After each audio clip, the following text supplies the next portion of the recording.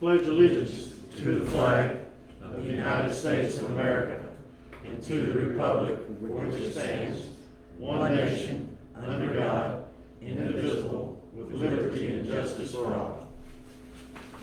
Thank you.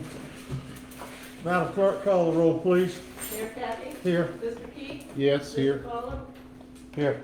Ms. Paul? Here. Mr. Smith? Here. Thank you. Okay, we have our agenda. We will move forward with following that. First on the list is the settlement from the Stenridge versus City. This is a settled agreement covered by insurance. The attorney is here if there are questions concerning this. Just from reading it, it's a $6,000 settlement, and Mr. Attorney, unless you would please just introduce yourself and for the record and give us just a brief on that, please. Sure. My name's Eric Krebs with the Warner Law Firm out of Panama City. We've been representing the city and Austin and Sweeney in this lawsuit since 2018.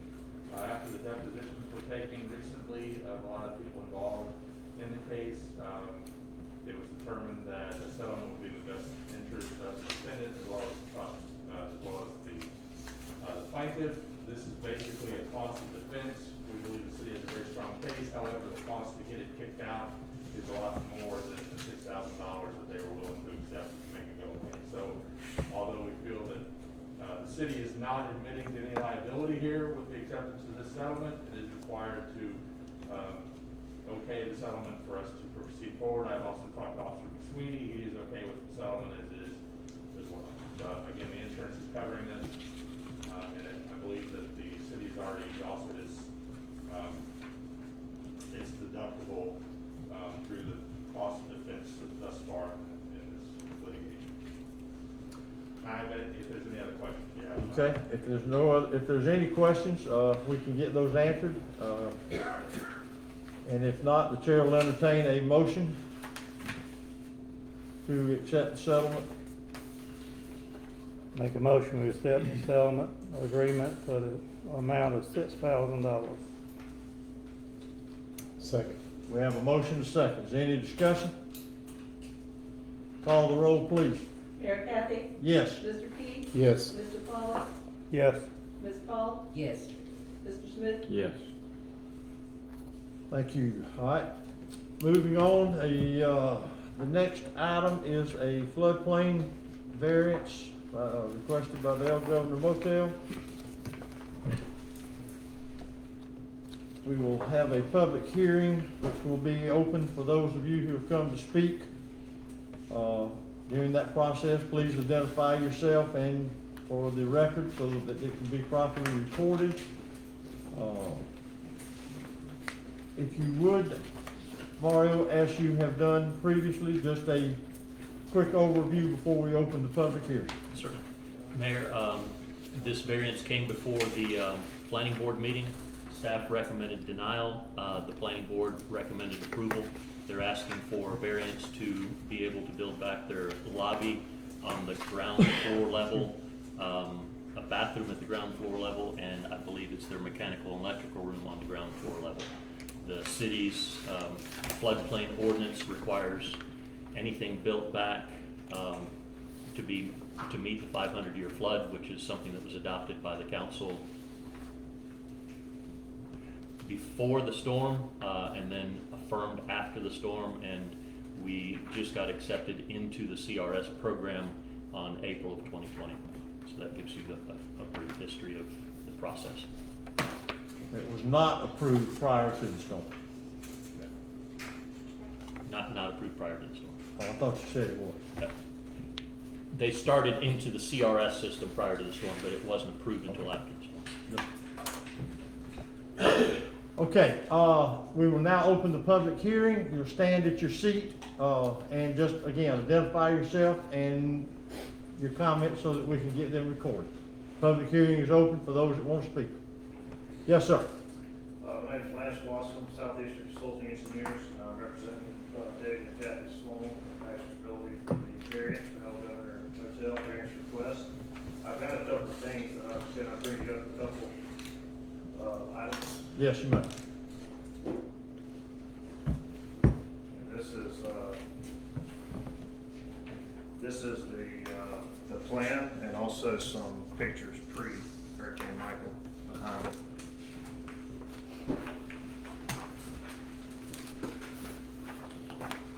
And Mayor, if Lindsay can tell us how many emails we received to and for, it would be good Yeah, to read that into the we'll get record. that entered into the record before we close the public hearing, absolutely.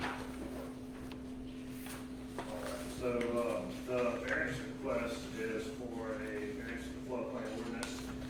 What they're faced with is, a building that had made it to the storm with, that was below 50% substantial damage, but due to ongoing issues post-Hurricane Michael through the process of the moratorium and other items pushing the construction back to repair what was there.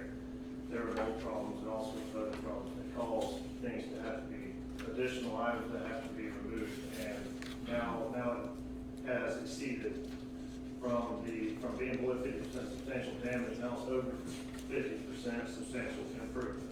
And so that was definitely outside of control of the owners, so they're in a spot now to where they're trying to put their building back together. They put a lot of time and money into it, as you've seen in the other floors. And so the request is to only put back what was there prior to the storm and nothing more. The exact square footage of the gift shop and the lobby area that was under the building, you can see the pictures there. The pool deck, obviously that's not part of this variance. What's included in the variance is the lobby and gift shop built back to exactly what it was before, same square footage. The mechanical and equipment, the structure is still there, and after the storm, it's just for the equipment to go back in the room. And the pool house and pool equipment to go on the pool deck as it was before. And so right now, the slab elevation is at a 12.1. And what we're proposing to do is go ahead and lift the elevation of the lobby and the mechanical room up to a 13.1. Now put it a foot above the FEMA 100-year base flood elevation, so it will comply with all state federal regulations. It's just the variance needed for the city ordinance 500-year flood elevation. And in doing this, what we're asking to do is lead floodproof, which will be all breakaway walls that are designed to break away from the structure and when they put sections in order to eliminate the large debris that we saw hit the structure during the storm, and that's a FEMA requirement. That's typical in the flood elevation area. As we all know, the Hell Governor is somewhat of a landmark and monument here. They have 108 rooms, up to 108 families and groups here supporting local business and buying property to contributing to the community. They employ 40 to 45 people and do not lay anybody off during the off season. They just in bed tax and utilities alone, they contribute close to right around $300,000 a year. That's not including property tax or any other taxes. That's bed tax and utilities only. They are requesting only to build back what they had before. I know there's a couple, Ms. Cathy wants to speak a little bit on it, a couple other folks in the community I'm sure would like to, but I'll be with any other questions. But that is what's being proposed, just to build back what was there prior to the storm. Thank you, Lance. Okay? Others? My name is Lisa Logan, 402 Maryland. What is the result, if this is done, what is the result or the effect this will have on the city's floodplain FEMA flood insurance? Because I know that in the past it has been said that if the city is not compliant, there's exceptions to it, then people's flood insurance goes up, so how will this affect that? It's not quantified. Excuse me? I don't understand. That's not quantified. Or does that mean that you don't know how it will affect? Is that what you're saying? That's correct. Okay. And why wait till now to do it when construction has been ongoing? And I'm quite sure that they've known the regulations since they presented their plans. Why suddenly now? Asking for this. I can answer that. So, in the beginning, the owners, David and Ms. Cassie, they were given the letter of less than 50% substantial damage, and which is not the same as substantial improvements, what we're looking at. As homeowners, as non-design professionals, that is not common knowledge, and they were under the impression that they were under 50% and they were good to move forward. However, that is not the case. And it's not that it wasn't presented to them, it was presented as substantial damage only by the city. No fault of the city, no fault of theirs.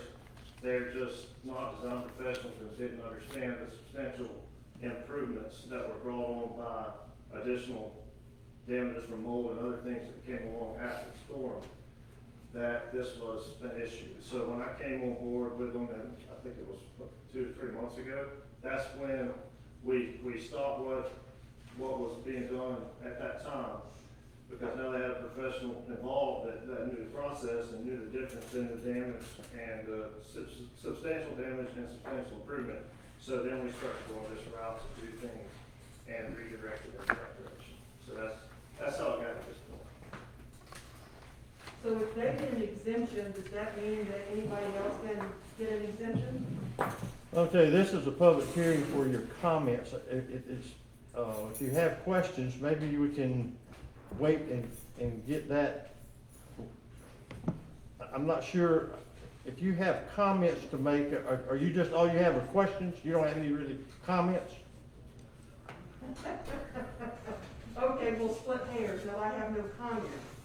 I have No, I'm questions. trying to get, we're here to listen to your comments about the thing. Are you just, if all you have are questions, how many questions do you have? We'll try to answer them. We'll do that. Okay,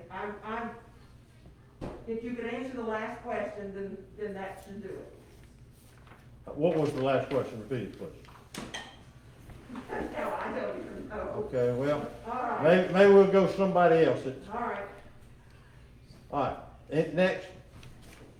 Hi, I'm Kathy Sloan.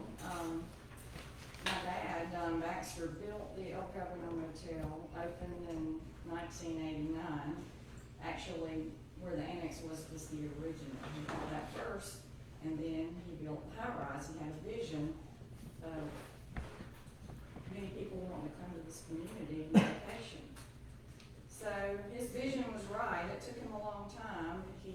It took 3 years to get his permits, because he had to build some sewage plant because the city couldn't accommodate.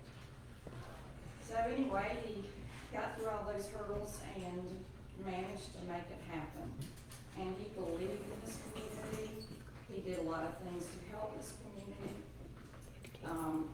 When the city of Mexico Beach got their first dredge to dredge the canal so the boats could come and go, he donated a diesel engine for that. And that's just one of the things that he did, but he just believed in this community. And we do too, and we would appreciate your help. Wiley Petty is our manager, and he's gonna speak to us about some of the things that we do for the community. Good morning. I'm Wiley Petty. I'm the manager of the El Governor. I've been there as a manager since 1997. I also serve as a board member to the Tourist Development Council, and I'm currently the chairman of Special Events Committee that raises money for the fireworks. So I'm very involved in the community. I don't live in Mexico Beach, but when anybody asks me where I'm from, I say Mexico Beach because it's just where my soul is. I love Mexico Beach. As manager of the El Governor, it has always been my mission to make sure that we are received in a positive way in the community. We always try to go above and beyond and do our part as a good neighbor to the city. You can ask anybody that's ever come and asked for a donation, they'll tell you they walked away when they walked in my office with probably the biggest donation that they ever got. Kathy has never said a word adversely to my generosity to her. It's just something Miss Baxter instilled in me a long time ago. We were having a conversation in the lobby and we were talking about the Christmas because the El Governor pretty much donates pretty much park at Christmas time. We do it all. The city, I think the Tourist Development Council, the city does the tree, but we buy all the lights and we do everything else. And I was telling Miss Baxter how much money I had spent on the park, and her response to me, well, you know, Wiley, to whom much is given, much is expected. And that is just how Kathy and the Baxter family have lived their life. That's how they've run the El Governor, making sure that we always do our part to ensure that we are a part of this community. We're proud to be a part of this community. We need Mexico Beach, I think, as much as Mexico Beach needs us. Whenever we're full, and that's a lot of people in this town, that's a lot of people shopping, that's a lot of people buying crafts, that's a lot of people eating in the restaurants. I was a server when I first moved here, and you can ask any of them, back when we had lots of restaurants, but any server would say, I knew it was gonna be a busy night when I drove by the El Governor and the parking lot was full. That was their ear to judge how their night was gonna go with their job. So, you mentioned earlier that we don't lay off employees in the wintertime. Well, we don't because they need their jobs. And we need honest employees when we get busy. I mean, can you imagine if we had to hire all new employees every year?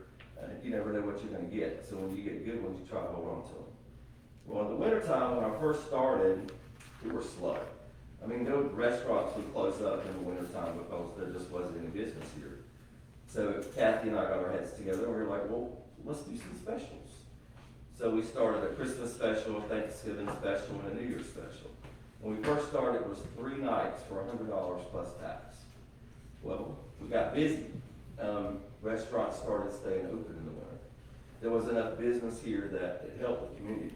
It helped people keep their jobs, it helped keep your businesses open. So I don't know what else to say except that we just want to be back the way we were. We're not asking for anything more than that. It's 2 foot. And we just really, really plead that you help us out and help us get the El Governor open and help us wake Mexico Beach back up. Thank you. Okay, are there others? Yes, sir. Charles Wolfhour.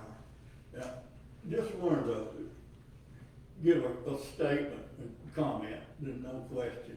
I understand the economic and the emotional love that everybody has for Mexico Beach and self-government.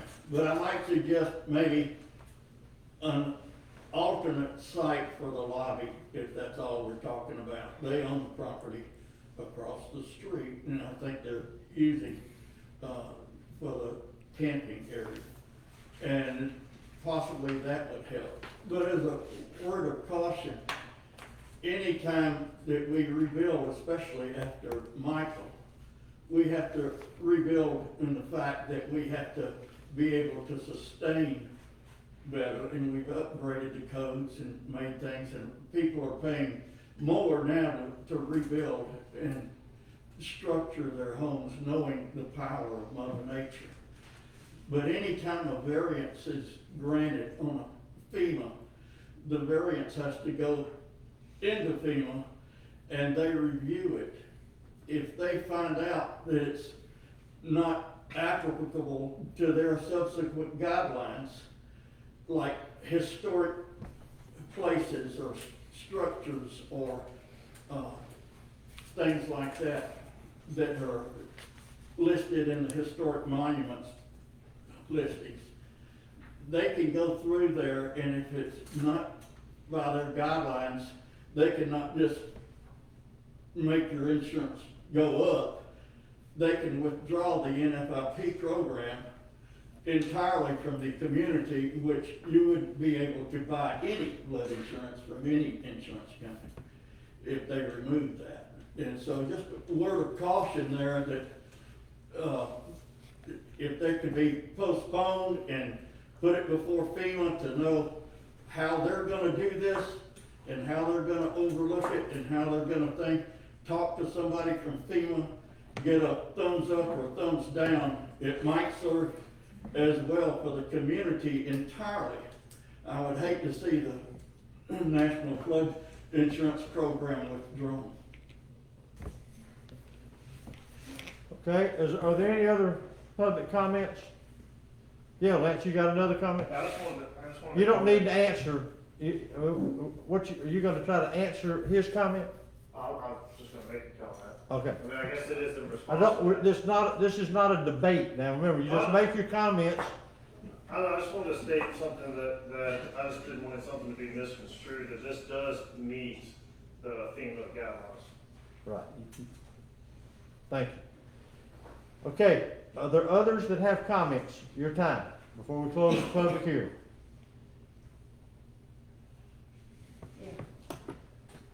Yes, ma'am. Yes, Michelle Miller, 716 Oleander Avenue. I want to say that I have really been looking at this closely and trying to educate myself on it. And last night I did pull up, because people kept saying, well, the Shell Shack got variance. And I did find that, and immediately I seen that, Mayor Kathy said in there that FEMA, they met FEMA guidelines, just didn't meet the extra, the extra city guidelines for their variance. And I'm hearing now, this may be the same case with El Governors, is No, ma'am. somebody educated on it. It's not the same. It's not the same. No, ma'am. And, I just hope everybody here doesn't vote without educating themselves as what this is gonna mean for our community, like others have said. And, that you don't let your heartstrings and our love for El Governors and the Sloans sway our decisions that are best for our community. Thank you, ma'am. Yes, sir. I'm David Sloan. Yeah, you know, we were late to get this thing done, and we did get a letter from the state in December 2018, saying that we were not substantially destroyed, so we could rebuild.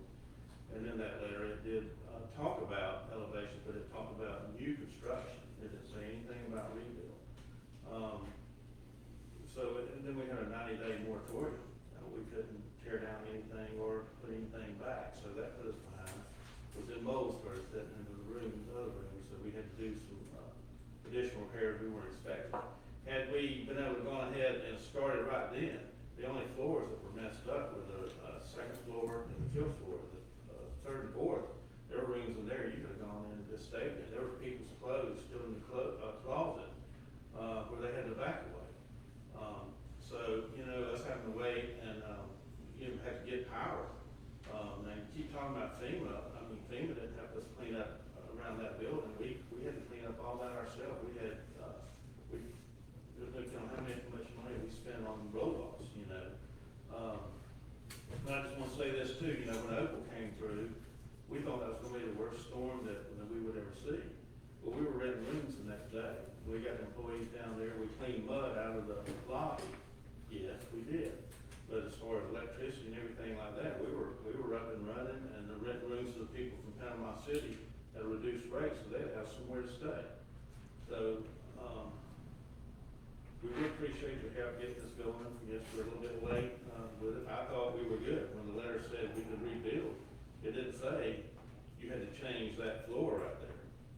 I didn't know. I'm not into that right there. And the thing is, you say, well, you can move that somewhere else. Well, all the trunk lines and everything for that motel come in through there. So it's not as easy as it seems. It'd probably be another couple of years, a couple more $1 million, you know. before we can get up and running. And, it's not gonna only hurt us, but it's gonna hurt the city. So, we appreciate your consideration and helping us with this variance. Thank you. Okay? Yes, ma'am. Carol Banana, 402 La Siesta. As you know, Facebook has been blown up for the past few days. Everybody has a comment about this situation.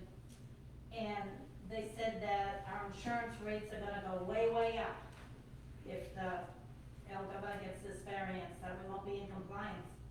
Well, quite a few people put on there that they've already been through this, and their rates went up anyway.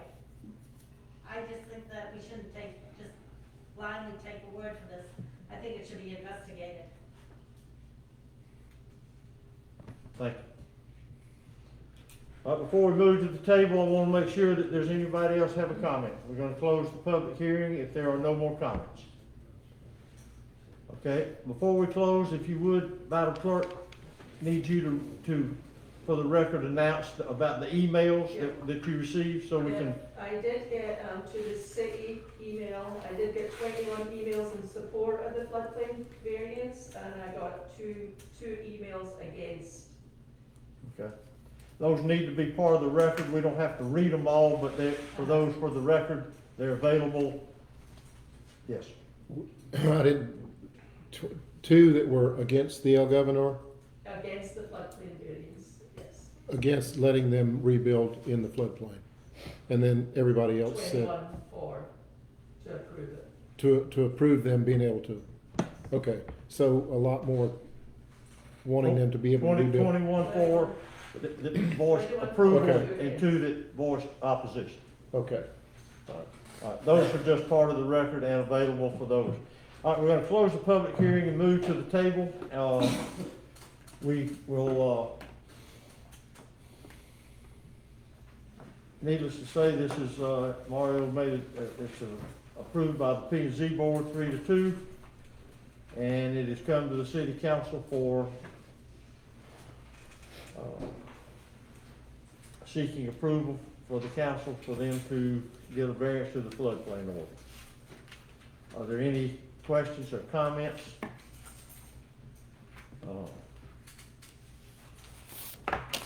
Table is open for those that want I'll start off. First off, nobody's ever had any praises, more praise than I do for El Governor. Wiley, Kathy, they've done wonderful this whole town. I love it. But also we got other citizens. Now, according to what I received here, community rating system, it shows if we keep a certain amount of points, these citizens, not an increase, we get up to a 45% decrease off of their flood insurance, FEMA only, not wind or anything else, strictly FEMA. And that is people that are in the flood zone.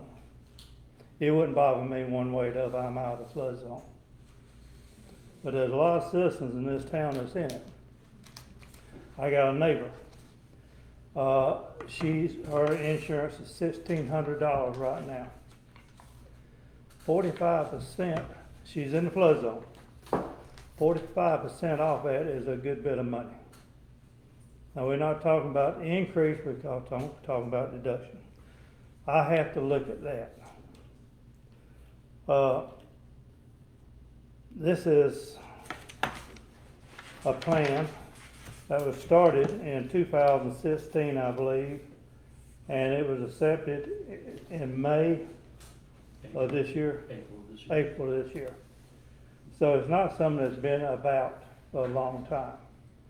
I realize that El Governor has been building. I live behind El Governor.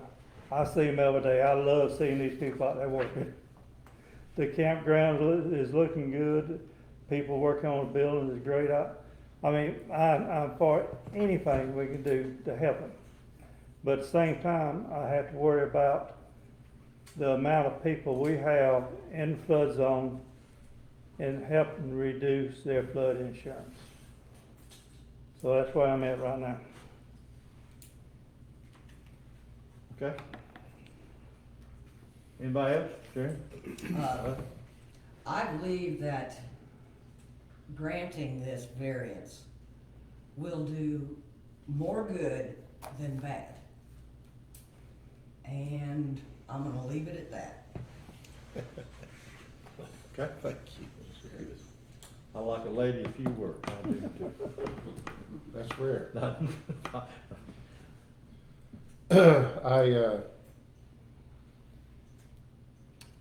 There's a lot to this. There's an awful, awful lot to this.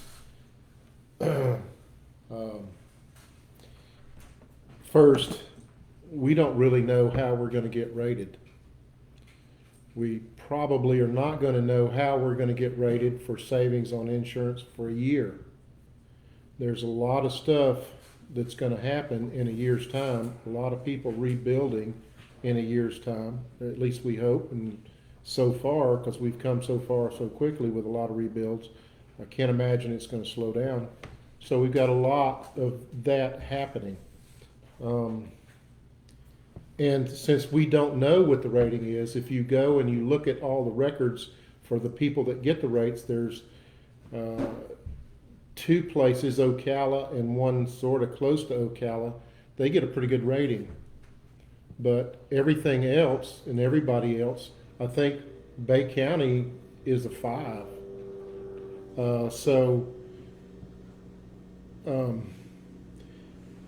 The other thing that needs to be considered is everybody that rebuilds has to follow this shaded X, and I don't know if everyone knows or knows much about the shaded X flood zone, but the little place I live in was an X, and now it's a shaded X. So if I do anything there, I've got to build up. And the shaded X, instead of being a 100-year floodplain, is a 500-year floodplain. It's 0.02% chance of that happening. 0.02, 2/100ths of a chance of that happening. Why in the world we ever bought into the shaded X floodplain to begin with is surely beyond me. But that's not there's no need to talk about it, it's what happened. I think that there's possibilities that we have the best rating of anybody that's been, or we're the most strict of anybody in the state of Florida because of this 500-year floodplain shaded X that we've put into place in our ordinance, which should tell you if we're the only one in the whole state doing it, then we should very seriously look at why are we the only one in it. And with that in place, there are a lot of buildings that are going to have to and have already spent a ton of money on having to meet that shaded X building up requirement. And if we did not have this shaded X zoning or flood zone, the El Governor would not be in any kind of issue right now. That's correct? So, I think in my opinion, because there's so much involved here and because we don't know what FEMA's going to do, and we're not going to know for a year, even if we know in a year.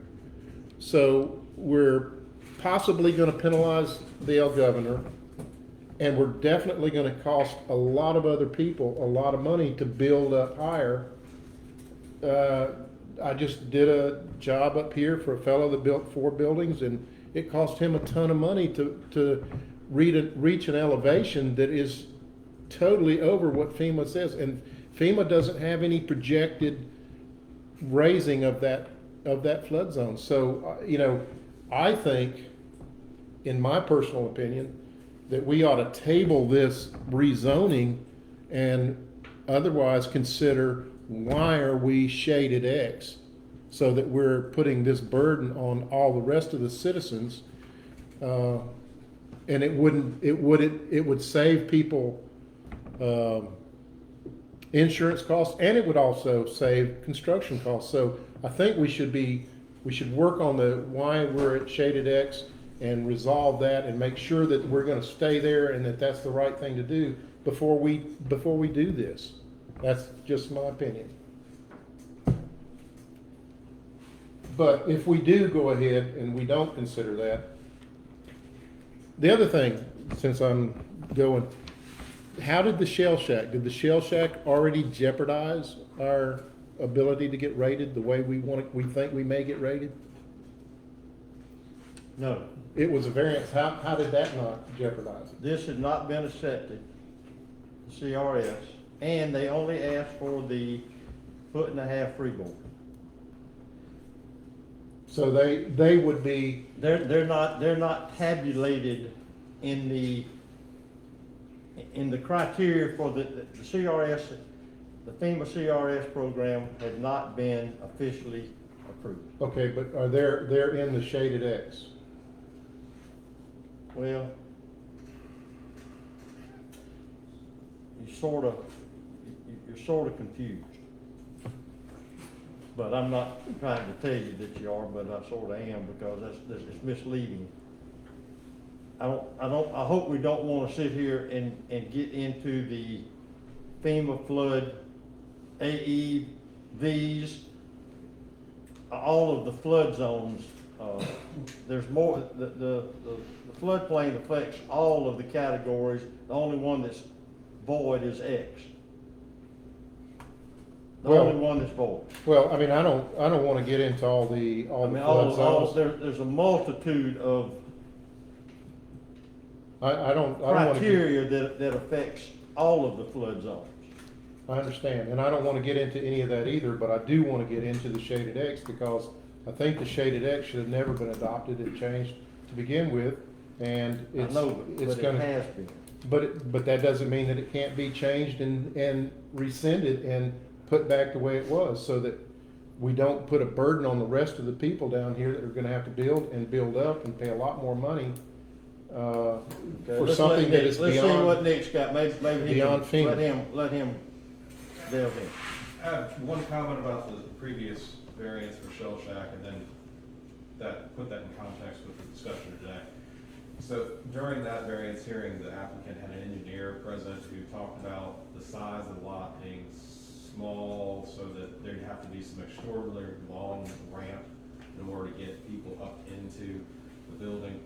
That testimony was good enough for the council at the time. It was focused on specifics of the lot, and to the extent that you want to support this variance today, I would suggest focusing on characteristics of this lot, because that's what is most relevant for granting a variance. Our ordinance itself says that this is one of the requirements that you would have to find.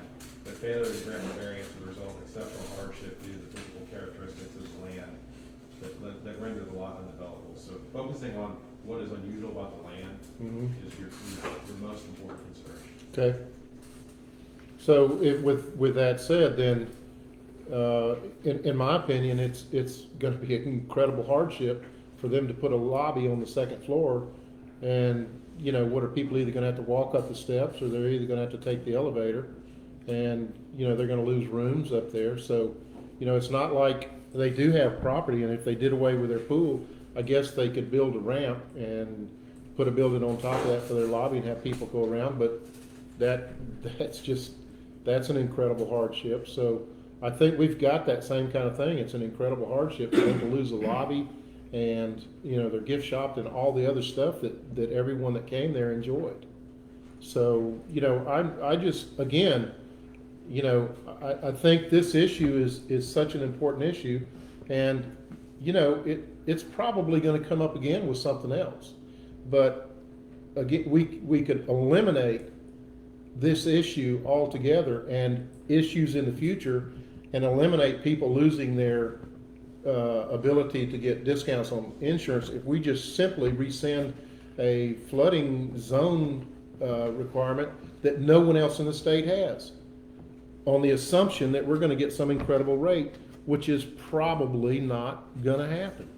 And so, you know, I'm not going to drop the flood X zone thing because it's just so wrong in so many ways and it affects so many people here. It's already affected a ton of people that have had to pay a lot of extra money to build up. So, Okay, thank you. I was here and approved this ordinance. I did it reluctantly, and I did it after the storm, when you have 75% of your city destroyed. There was a high degree of, we need to harden our city because there's another storm coming. There was a, look what Michael did to our city, and we gotta do something to fix that. I went to every meeting, I listened to every FEMA person in the southeast that talked to us about this. I listened to the staff at that time. And not only did we adopt a 500-year floodplain, we added a 1.5-foot freeboard on top of that. Okay? I want you to register that. And I voted for that to answer sort of some of the things that's been said here today, especially what Darrell said, because I always thought that based on the guidelines for granting a variance, that local government, not FEMA government, not county government, not federal government, local government would recognize the value of restoring our city. They would do the right thing. They would look at a circumstance and they would say, look, this is an oddball situation. This is a rare case where a building withstood, a 4-story building withstood Hurricane Michael. And they want to put it back. They've been repairing it. And I didn't think that we would not recognize the value of that over trying to quantify whatever the hell FEMA may think we ought to do. Because I've dealt with FEMA now for over 2.5 years. And if you think you're gonna pick up the phone and call them and get an answer, you're wrong. And that's not gonna happen. So we're gonna try to help all of our people, and I think the CRS has value. I think it does. But I think to not grant these folks a variance is simply not the right thing to do. This city needs the El Governor Motel. We're trying to rebuild. It's a repair building. How many others can you, I mean, if you just, in your own mind, your own geography of our city, what other structure is standing that can be repaired today? Anybody got one on, you got one on the list somewhere? Certainly not Toucans or Guff Foods or Pristine Rentals or Driftwood Motel or Tommy T's. I mean, there are none. So we have an oddball situation. And I just think we're gonna overthink this in terms of dealing with FEMA. We're gonna try to categorize the need to satisfy FEMA, and I think that's an absolute terrible mistake for the recovery of this city.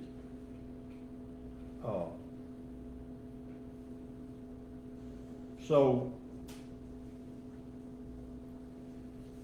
it's not even the living quarters that they're putting in.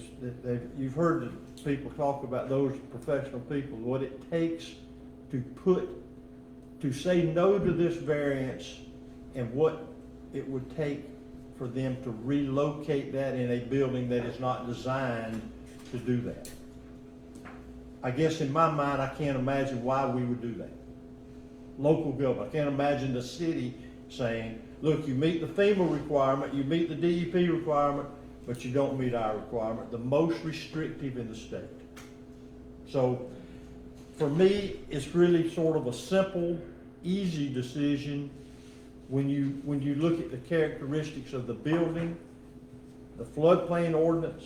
And I'm not saying that the floodplain ordinance is a throwout. I'm saying it has some value, but it shouldn't be what we try to restore our city to, because there's going to be situations this is one of them where common sense says, hey, come on, man, get back in business, we need you. We need every business here. But when they can do it and we're the ones trying to hold them up, I can't, that's just not for me, so. I'm through. That's good.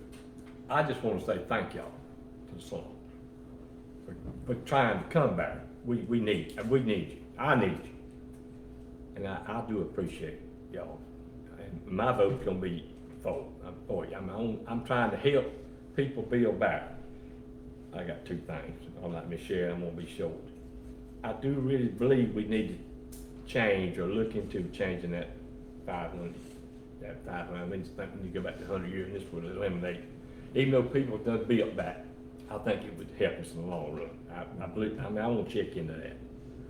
And for the flood insurance, if you, I think, I'd have to get with Gina or somebody about that. I don't think there's but 700 in this town, and the floodplain, could be wrong. Gina, you hear me? Is that right? Close? Mario, don't you have those numbers, please? The numbers that Gina gave me is there's 385 homes on the north side of 98 and 220 homes on the south side. That's the ones that, to me, and against what we up against for El Governor is, to me, not working. And that's all I got to say. Thank you. I want to thank the Sloans again, y'all. We need y'all. We do. All right, are there other comments from the table?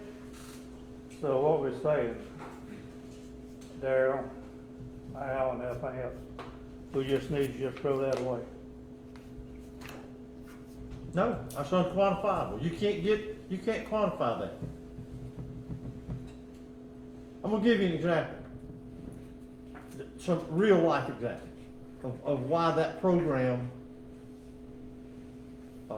Adams, recently down on 42nd Street, built 5 units to the new floodplain. They didn't save a penny on their insurance. Had they built, and you have to remember this, FEMA, once you qualify under the FEMA flood program at the 100-year floodplain, they don't like give you extra credit. Right. You follow me? You don't get extra credit for, if you're supposed to be at 4 feet, but you go to 8 feet. They don't care less. You don't get credit for, or deducts for going to 8. And all FEMA recognizes is their requirement is the 100-year floodplain to qualify for flood insurance. Okay? All right, El Governor meets that. And but I'm just saying, real life example, Adams just went to, I believe he was at 3 and he had to go to 5. And I'm going to have those numbers under, well, he went to 5. Didn't save a penny. And On the other side of that, 2.5 miles down the street in Guff County, there's a motel being rebuilt, is now open, used to be Guff Sands. They're under the 100-year floodplain. He's open, he's going, he rebuilt, y'all saw what that structure looked like. He's on the ground floor.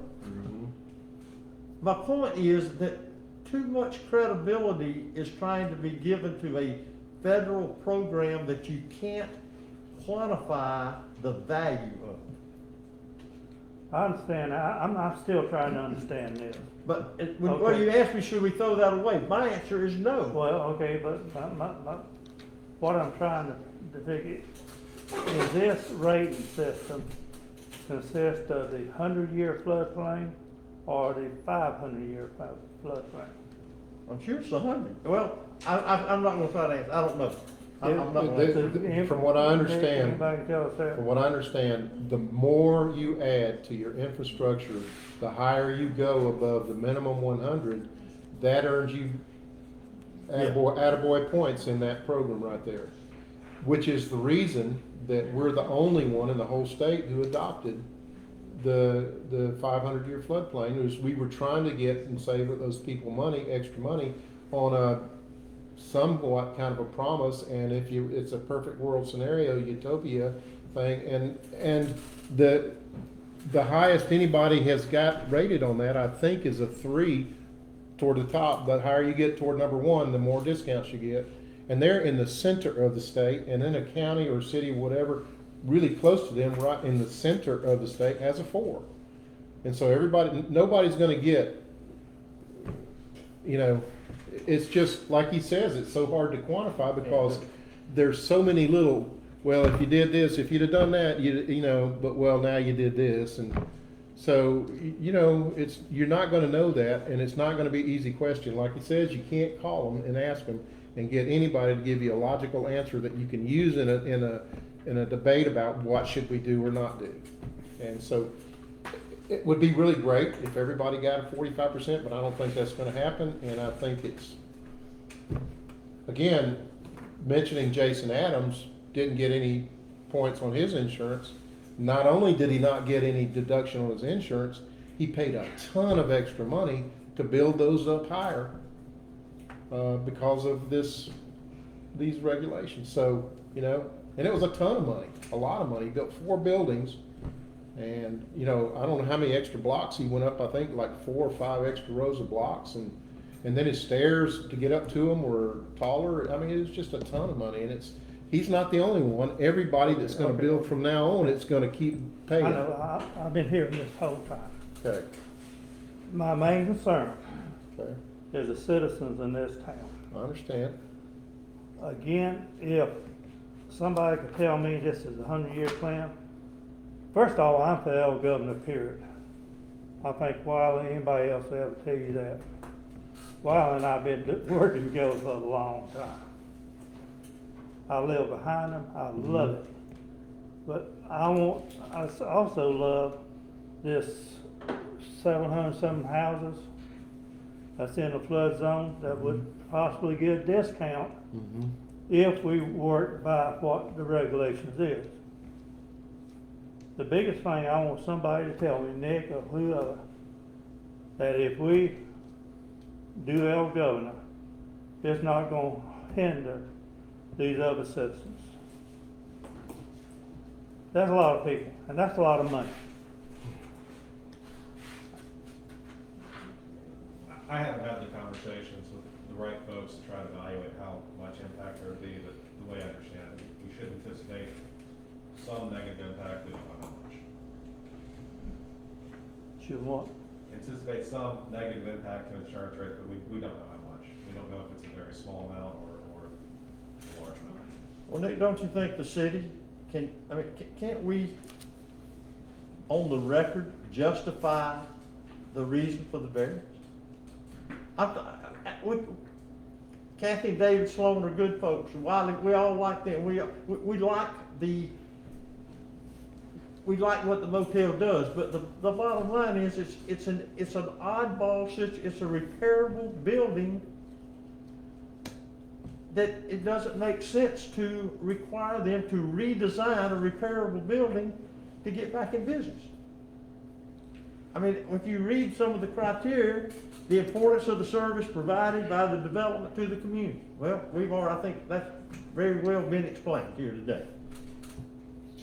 The compatibility of the proposed development with existing development. I mean, we can't compare that. We have no other 4-story motel in our town. I just think that if you look at the reasons for issuance of the variance that the city can justify, and it still may not matter to people. It still may not matter. But my point is, I think it's not like we're just we just like them, so we're gonna give it to them. That's not what we're doing. So I'm happy you brought the ordinance up, because that is the thing to do, is focus on the ordinance. So there's a lot of criteria in the conditions in the ordinance for granting a variance. Of all those, there's one section that focuses very specifically on the city council. So if there's a motion to approve this, what you're really doing in effect, you're making 3 determinations that are required by the ordinance. I'm going to read those and just get them in the record. But also, as you listen to those, if you think of additional considerations or facts or questions that help build the case better for those, please ask those. So those 3 determinations you would be making by approving this would be that failure to grant the variance would result in exceptional hardship due to the physical characteristics of the land that render the lot undevelopable, increased cost to satisfy requirements, or inconvenience do not constitute hardship. 2, the granting of a variance will not result in increased flood heights, additional threats to public safety, extraordinary public expense, nor create nuisances, cause fraud on or victimization of the public, or conflict with the existing local laws and ordinances. And 3, this is the last one. The variance is the minimum necessary considering the flood hazard to afford relief. So again, an approval would be defined by the council with all this matter. All right, the chair's gonna recognize either further questions, discussions, or motion. I make a motion. Accept I have- that. What's your question? If you grant this variance, the people who want to rebuild or come in and build, are they gonna be given the same consideration? Do you know of a repairable structure? Or you talking about somebody that's got a design build? No, sir, no, sir, no one's gonna be this doesn't grant anyone it doesn't, it's. Well, if you take the emotion out of it, you got a black and white situation. No, sir. You go FEMA or you don't go FEMA, and I just wanna know, if the other people gonna get consideration? Other people will certainly be allowed to ask for a variance, let me put it that way. But you have to have, I don't think we're comparing apples to apples here, but that's maybe another debate. We're gonna move to, yes, sir. We had 2 buildings that were totally destroyed. We didn't ask for a variance on those. Rebuild them. You know, we spent a ton of money. We got a bathroom over there that you gotta have a ramp to get up to. Didn't ask for that. Correct. We understand. All right, so is there a, Jerry, I'm sorry, I lost you. You're making a motion, Well, go I'll ahead. make sure they through now. Yeah, we're through. I'd like to make a motion to accept the floodplain variance of 1701 Highway 98, El Governor. Second. We have a motion and a second. Is there discussion at the table? Any questions? Madam Clerk, would you call the roll, please? Mayor Kathy, Yes. Mr. Key, Yes. Mr. Pollock, I'd like to make this unanimous, yes. Ms. Call, Yes. Mr. Smith, Yes. Okay, thank you all very much. Some good questions, good discussion. Moving to number 3 on our agenda.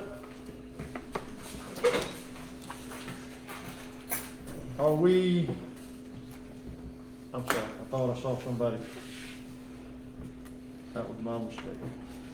Mario, if you would, again, before we move to the public hearing on this, just an overview.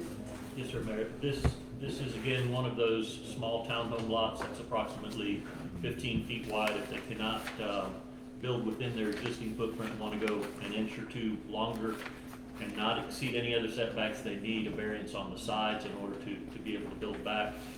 The council has approved these in the past.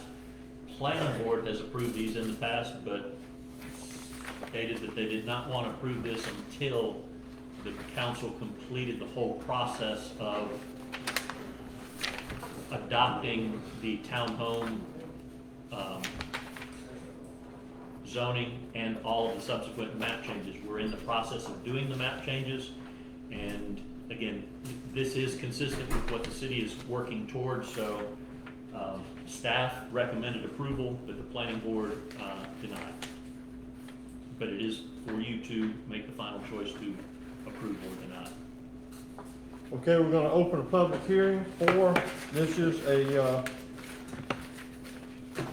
variance for setbacks at 115 South 37th Street, A and B, and 117 30th Street, 37th Street, excuse me. Is there anyone here? Yes, sir. Yes, sir. Tyler Morris with Southeastern Consulting Engineers. As Mario explained, this is a townhouse variance to increase the depth of the structures They're at 115 South 37th Street and 117 South 37th Street. We presented a number of these before, all of which were approved. I understand the planning and zoning's reasoning, and there's ordinances in the work to kind of do away with this, but the issues with that being that these particular folks are in DEP jurisdiction, so there's months of work to be done as far as permitting and things like that goes. So approving this now will help us get that timetable kicked off and go ahead and start submitting things to DEP to help these folks get back in their homes. Well, I think everyone, thank you. Is there anyone else? We'll close the public hearing, move to the table. I think everyone at the table recognizes we are in the process of not having this come before us anymore. But that process, unfortunately, takes some months to do that. So,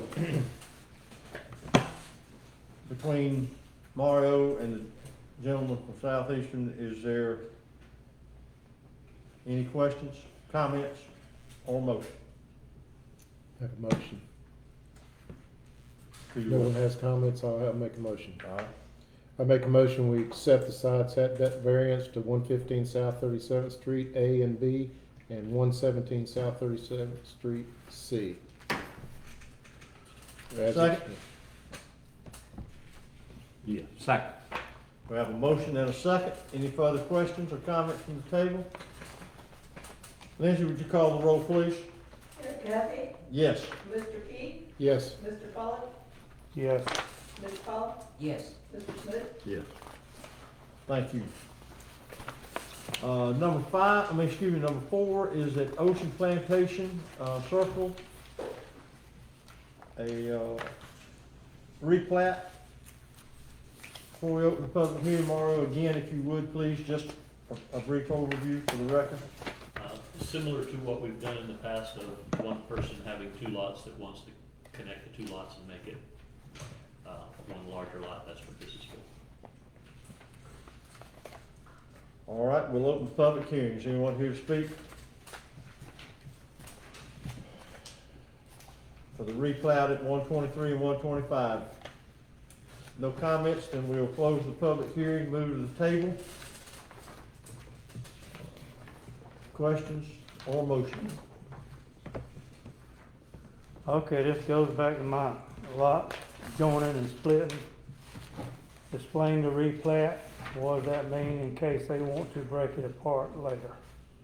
If they choose to break it apart and there's an inconsistency, they can't live in the space that's inconsistent. So if they join it together and put a house on this and a garage on this, they can split it back apart and they can move back into the house. If they have enough area to build a new garage, they can. If they can't move into this garage, they would have to build a house before they can utilize this other lot. This is consistent with what the plat was, so as far as the county is concerned, it's still parcels for lot 13 and 12, and it will remain lot 13 and 12 unless you truly go back and replat the lot and make either 13 or 12 go away. But you are still protected by the building department, not issuing somebody the ability to split it and just start building things. It still has to be code. So they can go to the county and split it. They've never unsplit as far as the county is concerned because it's still a platted lot, which is consistent with our land development code. Yeah, the approval today, as far as I understand it, would not result in a new document being filed in the plat books that would permanently change the situation as far as being one lot or two lots.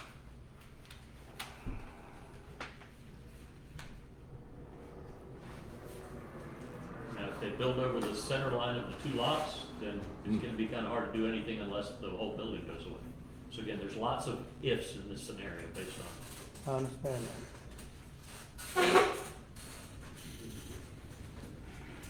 Bobby, I thought we had the discussion that we were gonna try and figure out a way to make sure that they replatted it as one lot in our last discussion. Is that what you remember? I understand that too.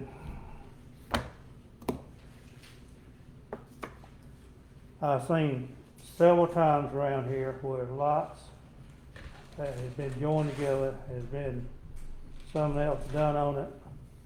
I'm not for it unless it is a totally new lot.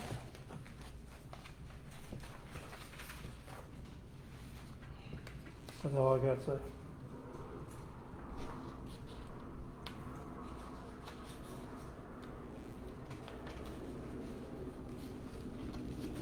Which would mean not doing a minor replat, it'd be a total replat. Is that right? What you're referring to is something that would result in an amendment to the plat being recorded in the plat book. Yes, that's not what I understand we're doing today. We don't have a document before us with all the certifications and surveying on it that you would typically see for that. I spoke last time, after we had the lot that we made one out of two, to a surveyor and talked to his boss, and he said that unless it's something out of the ordinary, you're probably looking at $2,500 to $3,000 to come back out and to draw it as one plat and then resubmit it as one plat. So it would be a little bit of a cost to them, but like the reason we were talking about it last time was the guy was putting two lots together just to put a garage on. So I thought, well, if you got that, if you're okay with money there, you can lose a whole lot just for a little garage. You certainly shouldn't be inconvenienced by paying $2,500 or $3,000, and it would result in not having ever any issues, not having to depend on the building department or anything. So, I don't know if we could do it this time or what, but this may be something we need to consider, whether we can change this where we don't have this issue again. We know what's going to be required. That's my comment.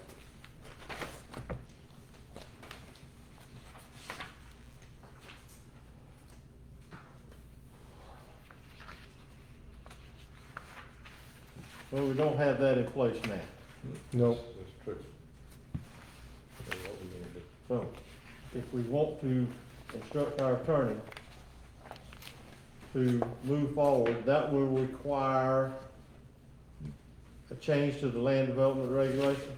That's right, and I did some research on this topic and discussed it with Mario, that ultimately, if our goal is to make these simpler but still require a real replat, the best that we can do to expedite that, there's no mandatory requirement under state law that needs to go before the planning and zoning board, but it does certainly need to come before you. It couldn't be done at staff level. And the proper style replat document would have to be provided for us to approve, but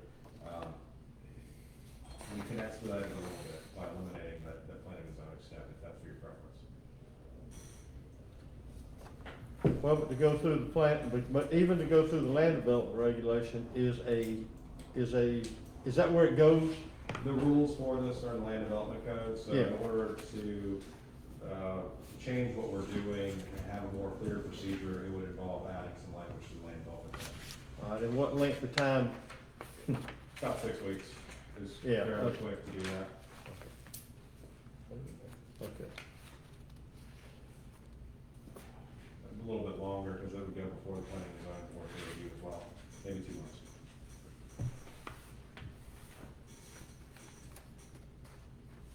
All right, well then, while that's not what's before us, it's what's being discussed as far as because of this particular request. What's the council's pleasure concerning what is before us, which is a minor replat to put two lots together? Yes, sir. Mayor, I forgot to mention that the staff recommended approval and planning board recommended approval. Okay. All right, council pleasure? For me, I'm okay with approving this. If we want to move forward with the other, I don't necessarily have any objections to that. I just want it to be as unencumbered as we can possibly make it from the regulation side of what's required for the replat. Is that a possibility?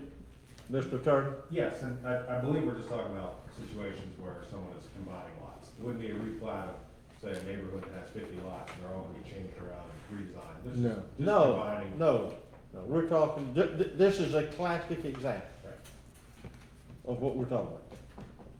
We can set up a process to expedite that. It won't really help with their cost, but it'll speed them up by several weeks. All right, so, in this request, in Ocean Plantation, is there, what's the council pleasure for this request?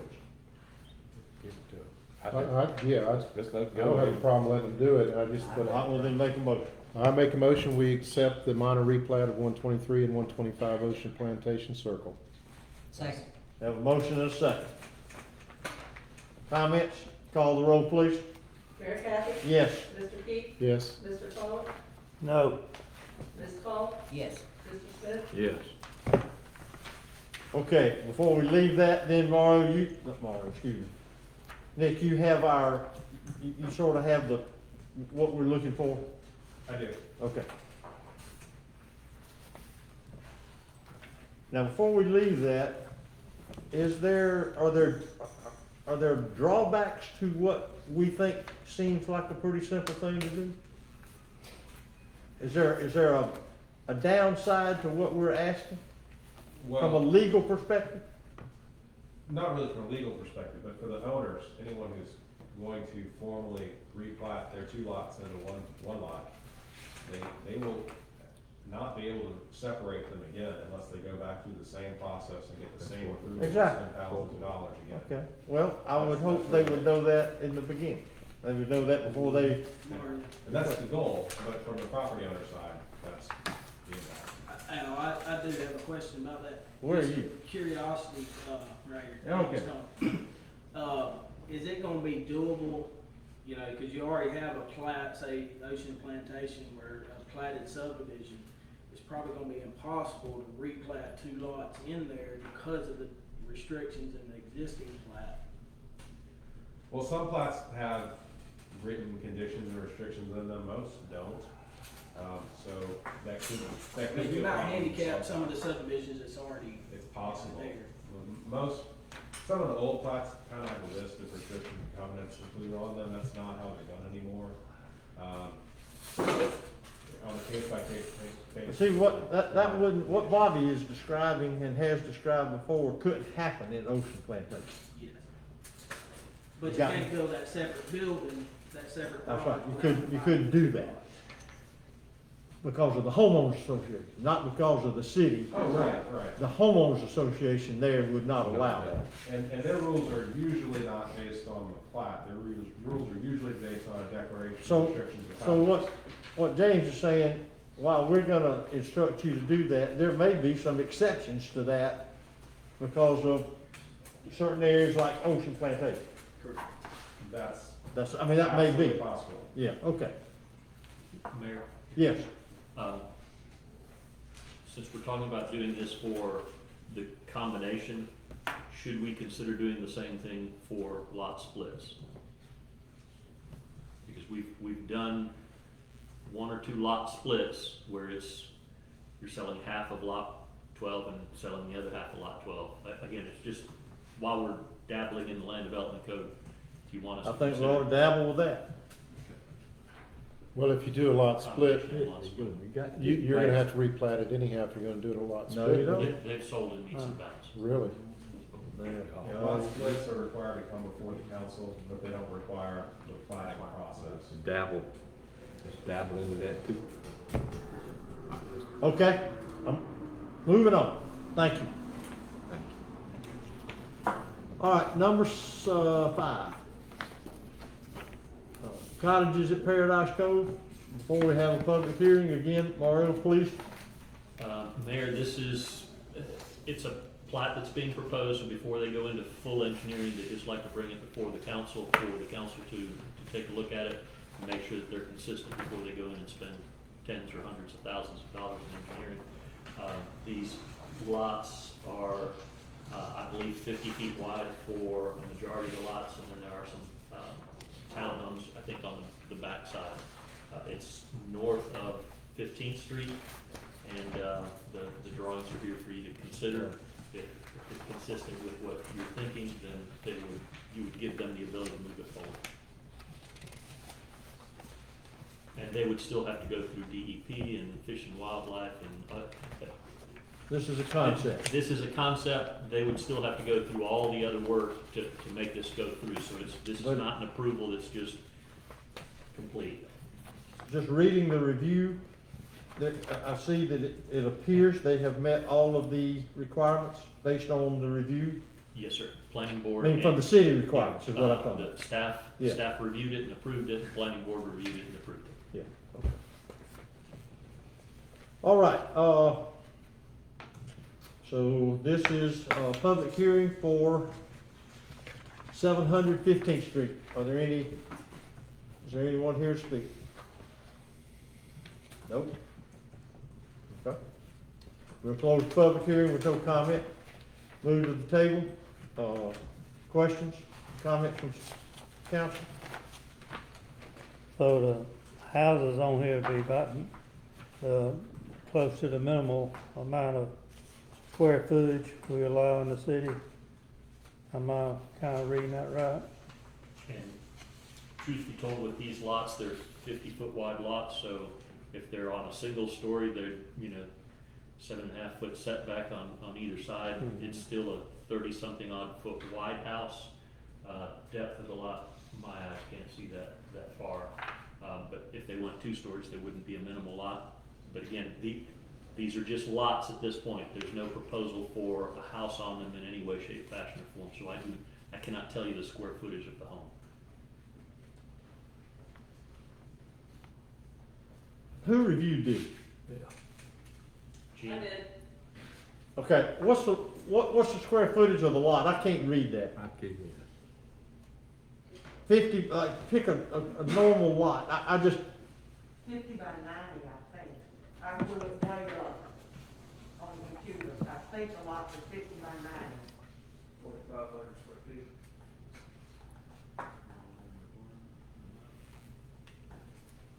Can I see you too?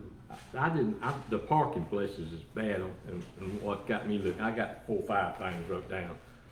The parking places, if you look at the, on 8th Street, and I've mentioned to Mario, when they rent them out, or if they do rent them out, you don't have enough places to park a boat. If you have company, you have no place, and they pull them out upside 8th Street and park them. I think that's one thing. The other thing I got is on page 2 of 20 about the sloughs and the water. My concern with this project is, and I walked it and looked at it, I think it's wetlands. On this piece of paper here, it's not gonna say it, but the drainage ditch that was cut by the people behind them runs right alongside this property. And if everybody knows where Tennessee Chuck lives, at Rustic Sands, if it gets a little damp, that pond floods with this water's right there. I believe that drainage ditch, and if you look now at what they draining the pond behind this, Mr. Harmon's pond, but they built, and if you look also at the page over here where the slough used to run,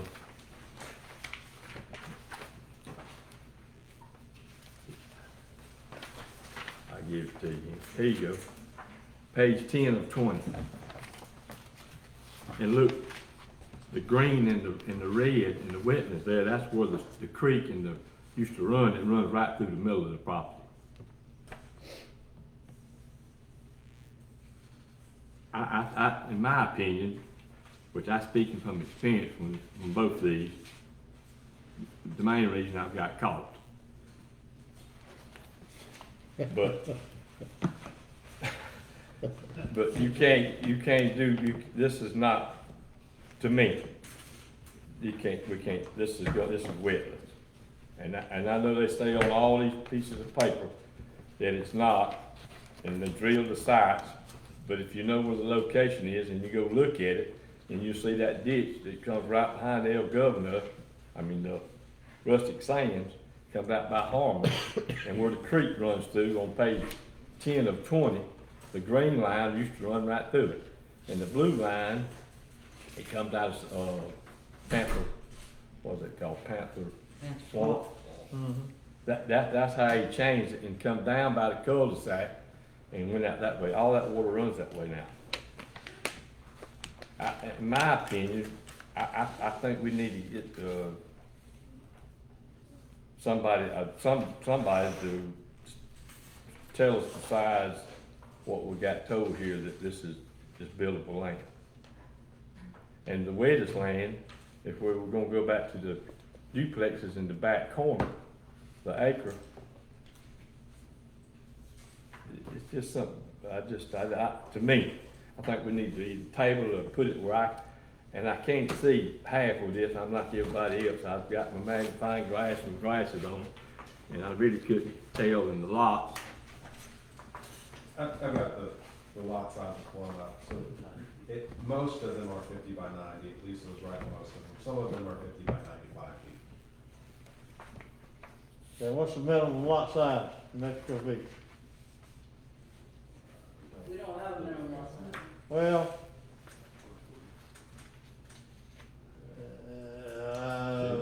I think I. 112. What do you mean we don't have a minimum lot size? We don't Buildable have a minimum lot size. size, we have a density requirement, and they meet the density, but we don't have. Yeah, density, I'm sorry, density is, and I saw in the report that they did that. Yes. Somebody wrote, yeah, you wrote that, did you not? Yes, sir. Yes.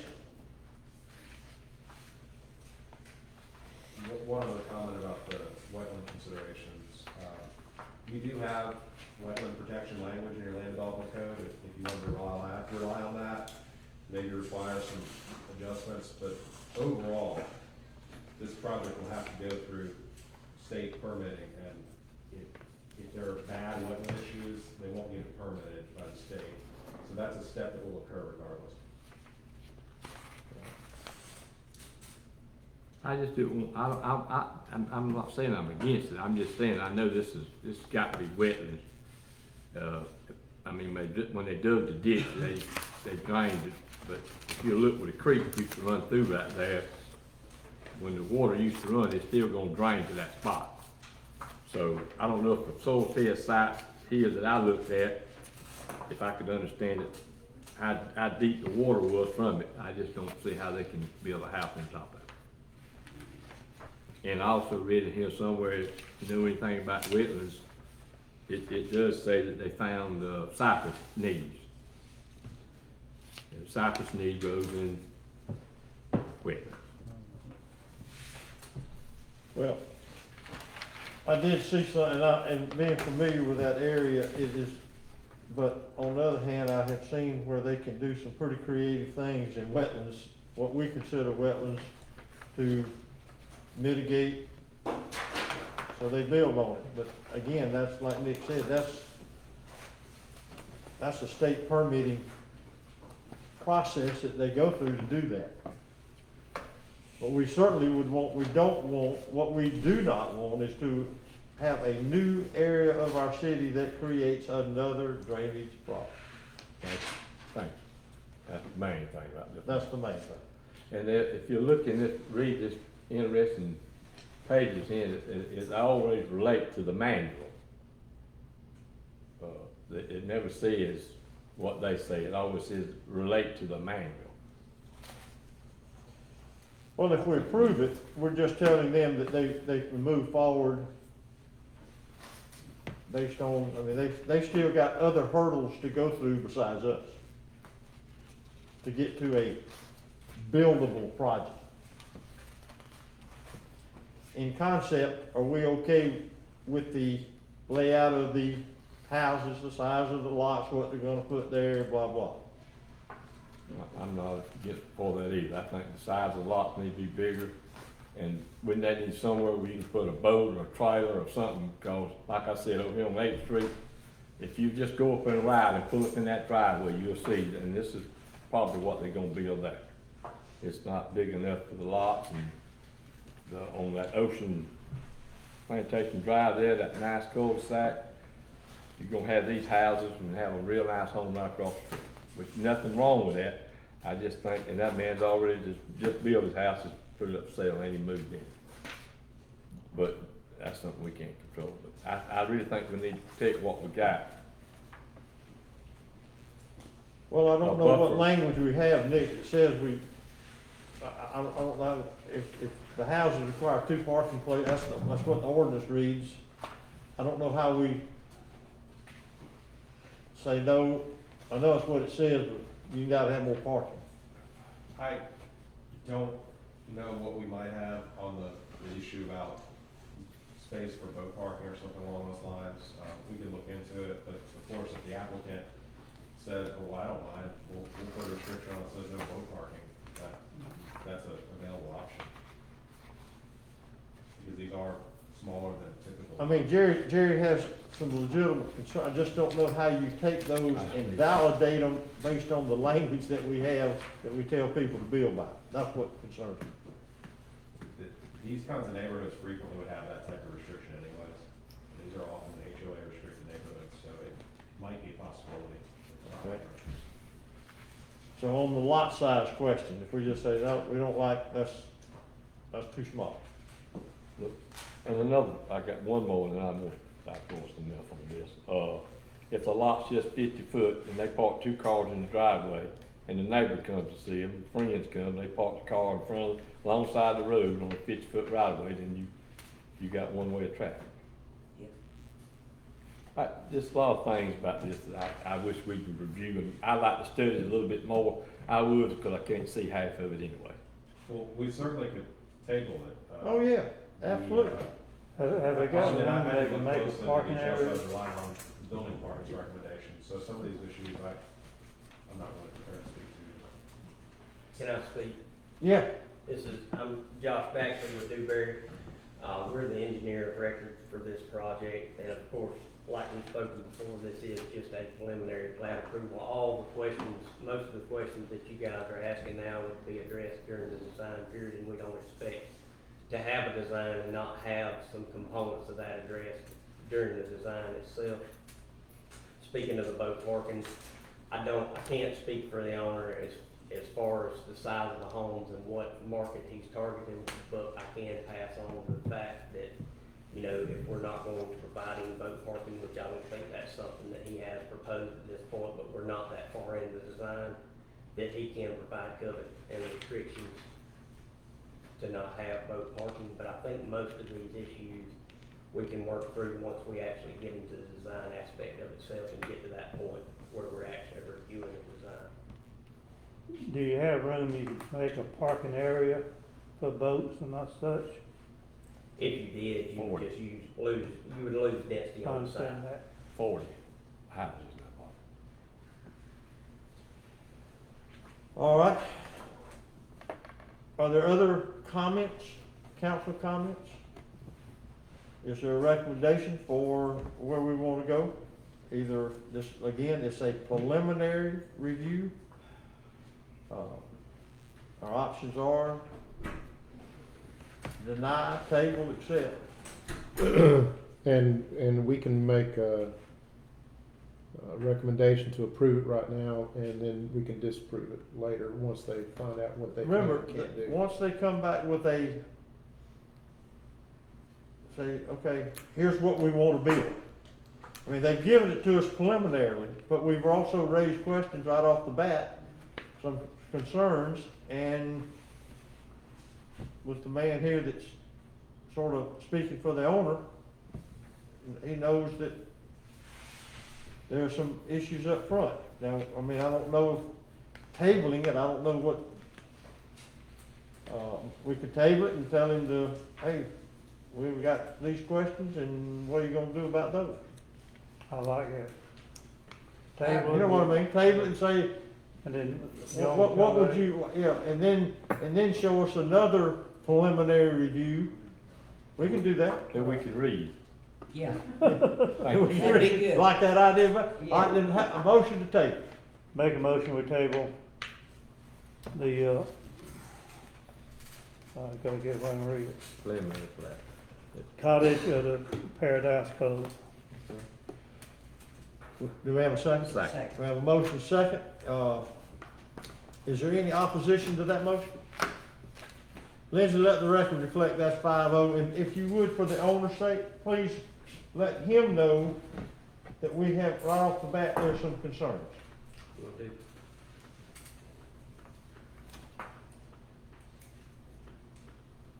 And Mario, if you were to get a call from the owner, you have enough you understand what some of the things that have been raised.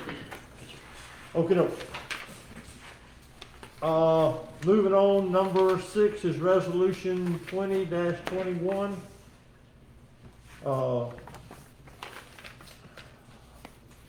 Is there a motion to read by title only? Make a motion to read by title only, resolution 2021. Second. I have a motion and second. Is there any comments about resolution 20-21? I think it's very clear what this is related to. For the design. Oh, is that the Sunset Park? Yes, that's Sunset Park. Okay, I have a comment for that. All right, go ahead.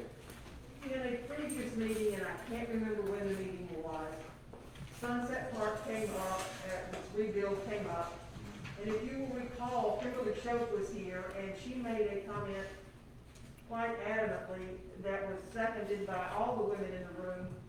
The women's bathroom was supposed to have more than one commode in it, y'all. So this design does not. So you need to reconsider this and put at least 2 stalls in the women's bathroom. You know what I'm talking about. Bobby and Sharon are already laughing, but you understand where this is. I understand. Yep. So let's look at that design. Okay? That is a good, you're exactly right.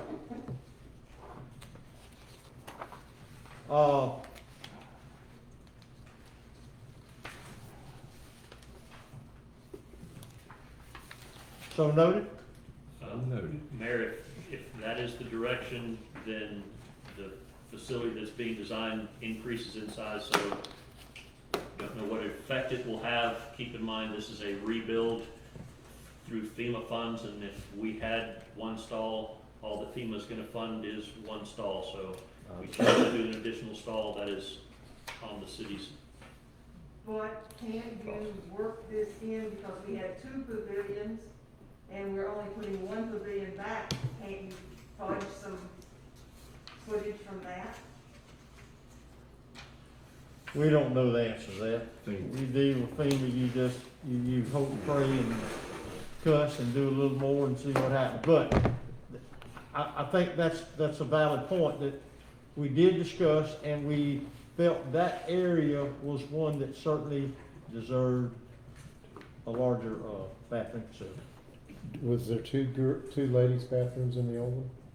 Do we know that? There was a single men's and a single women's. Yeah, 1 and 1. There before. You wouldn't have to increase the size of the building to put in another stall. I don't know why you would have to. It's gotta meet handicap code, Well, I understand. Well, whatever we gotta do, let's look at that so that we can, now's the time. And if we're short, if we, whatever the cost is, then we'll have to we'll be right back here figuring that out. Okay? So what would be appropriate, to table or just pull that from the? I'll try to see if they can keep it at the same cost, if they come back and balk on the So cost. should we approve that with the caveat of that okay, go ahead and approve it, and then with the caveat that we need 2 stalls, okay? And if the price goes up some. Then we'll have to bring it back. And when we do 1 for 1, there are state regulations that require potty parity, so it might require the doubling of everything, but I don't wanna say that here, I'm just telling you that there's the potential. Well, there's also a strong movement towards not having male and female designations at all, so that avoids the potty parity. You don't. Oh, let's move on. Let's go on, let's go on. It's just Let's a go. bathroom that doesn't say All who's right, in it. is there a motion to, all right, never mind, we have a motion and a second. Three. Lindsay, would you read the resolution, please? Sure. A resolution of the City of Mexico Beach, Florida, approving service order number 4 to the city's agreement with DAG Architects, Inc. on the City of Mexico Beach Sunset Park and Pavilion for $35,908. Is there a motion to adopt? Make a motion we adopt resolution 2021 for $35,908. Second. Have a motion and a second. Call the roll, please. Mayor Kathy? Yes. Mr. Key? Yes. Mr. Pollock? Yes. Ms. Paul? Yes. Mr. Smith? Yes. Okay, we'll report back on that and see what happens. All right. Number 7, Mario. This is, Mayor, again, this is still Sunset Park, and in order to kick off Sunset Park, one of the things we need to do is to do a geotech report on what the soils are so that the architect and engineers can design the foundation. DAG Architects received, I think, 4 or 5 prices. Magnum Engineering was the low bid for that. So if the council so chooses, we can release Magnum directly so that we don't have a markup through DAG Architects. And if I can add one thing, that there may be a way to skin the cat on the prior issue for potty parity. We can provide a men's bathroom, a women's bathroom, and a family bathroom, and that keeps you out of the potty parity deal. So we can do it where we just have one additional bathroom. It's just called a family bathroom where men, women, and kids can use it. So, okay. All right, this was one of those deals we didn't know anything about till we found out we're inside the CCL line. We gotta be elevated, we gotta do all kinds of stuff for that Sunset Park Pavilion and the restroom.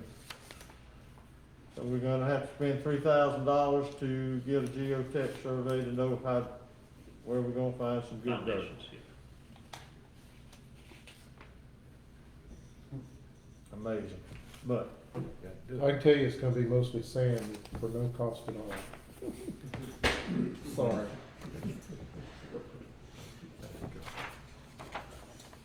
how about making a motion? Yeah.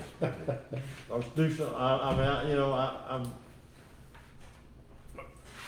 I make a motion that we accept the Magnum Engineering bid of $3,000 to get this process going.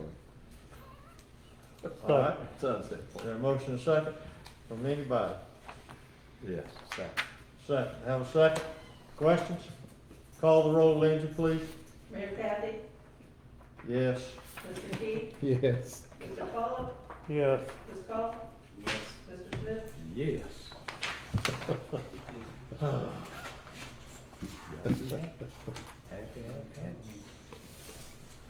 Okay, so, Welcome Center bid tabulations. Mario, we're ready? Yes, sir.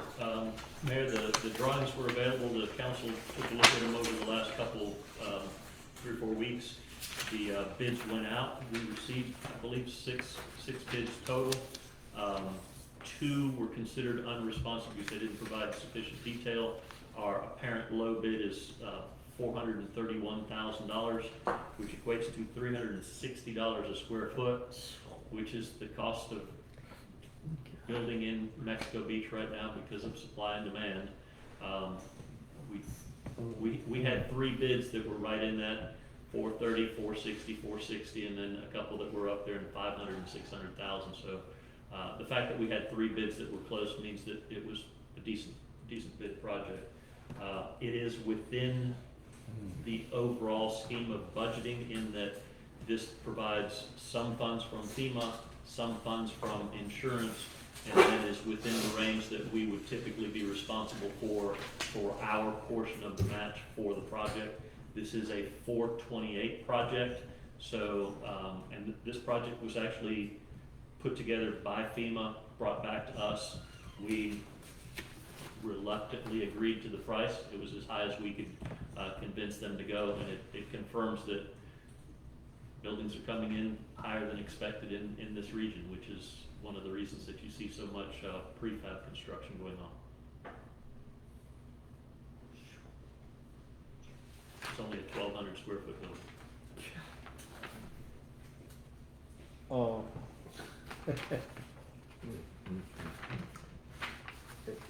Looking at the list you give, so what, the one that really did, the lowest man did the North Florida, was the only one that had the complete package? North Florida's the only of the low bids that gave a complete package. Out of the 6 that you showed us here. Yes, sir. But, no, I mean, the other, the 2 high bids gave you a complete package. They were just so high that I don't think you really want to go with 500,000. Read your paper. What's an incomplete package? They didn't have enough copies of the document, they didn't sign the bid bond, that, you know, again, Okay, there's technical things. I got you.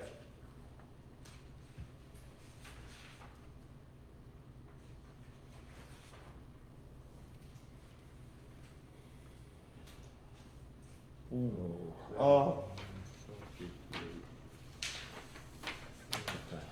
right, now that 431,000, the city is on the hook for how much money? Approximately 50,000 that the city would come out of pocket. Well, I'm gonna make a suggestion. We don't have $50,000. We can either value engineer it, or we can rebid it. That's my suggestion.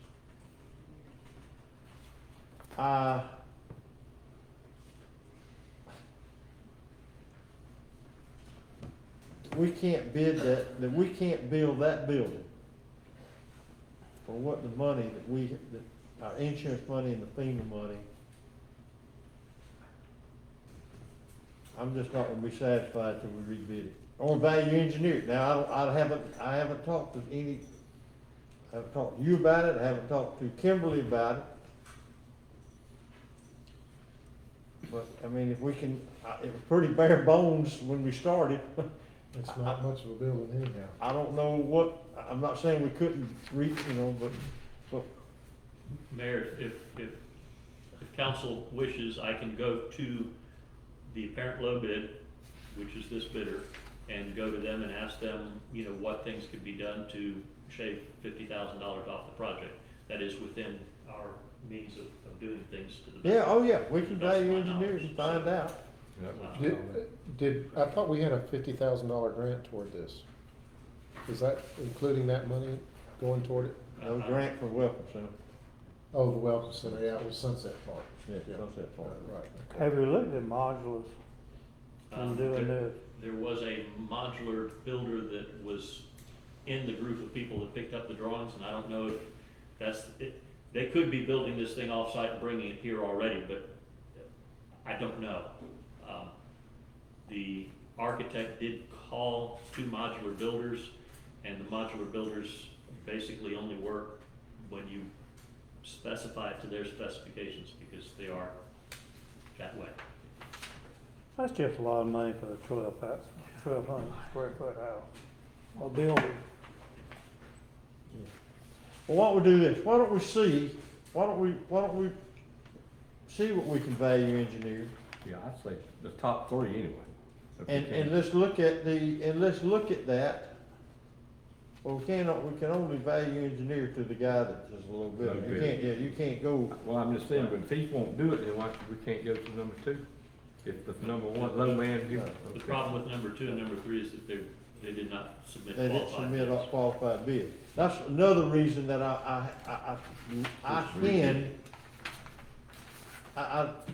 if you can't put in a qualified bid, my lord, there's a lot of people that know how to do that. I mean, And the other reason for just discussing with the low bidder, the theory behind this is you're selecting that low bidder and then attempting to negotiate changes. yes. So it's not a renegotiation of the whole group. What you do is you select that bidder and then, but as part of that decision, say, we're not entering a contract unless and until the city's able to negotiate. Well, I'm just trying to get it. Price. I don't want to penny pinch anybody, but we don't have $50,000. It's just really, it's just really pretty simple for me. And if the council thinks that even if we got $50,000, do we want to spend that money Remember, it's a 428, so whatever we save is ours. It's a 428 project, so it's, I mean, we've gotten it approved, so we've gotten roughly, what, $380,000, I think? That's about, whatever, 50,000. So anything that's off of that we can find a way, but I sure hate to do it and it costs us money. So, again, we wanna select it, we wanna rebid it, or do we want to value engineer? Value engineer. Value engineer, all right? Going back to the architect will cost money, it's not, just wanna make sure y'all know that. Excuse me? Going back to the architect to value engineer will cost money, it's not. Well, but you can also go to the, if we wanna select, the other way is you can negotiate. Yes, sir. Yeah. Yes, sir. And I think that's what we're talking about. Well, I said, I used the term value engineer, but I mean value engineer with the low bidder. Yes, sir. Right. No, we don't wanna pay the architect any more money. The type of example would be something like if they spec out hardwood floors and you say, no, we'll just have. Yeah, I know. Concrete floors. So if we, in order to do that, do we have to accept the bid? I think we do.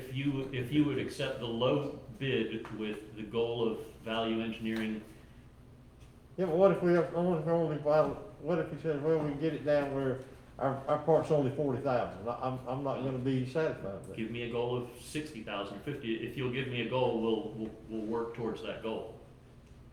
Zero expense to the city for me. Whatever that number is. I mean, if it's 50 or 43, I don't know what the number is to the penny.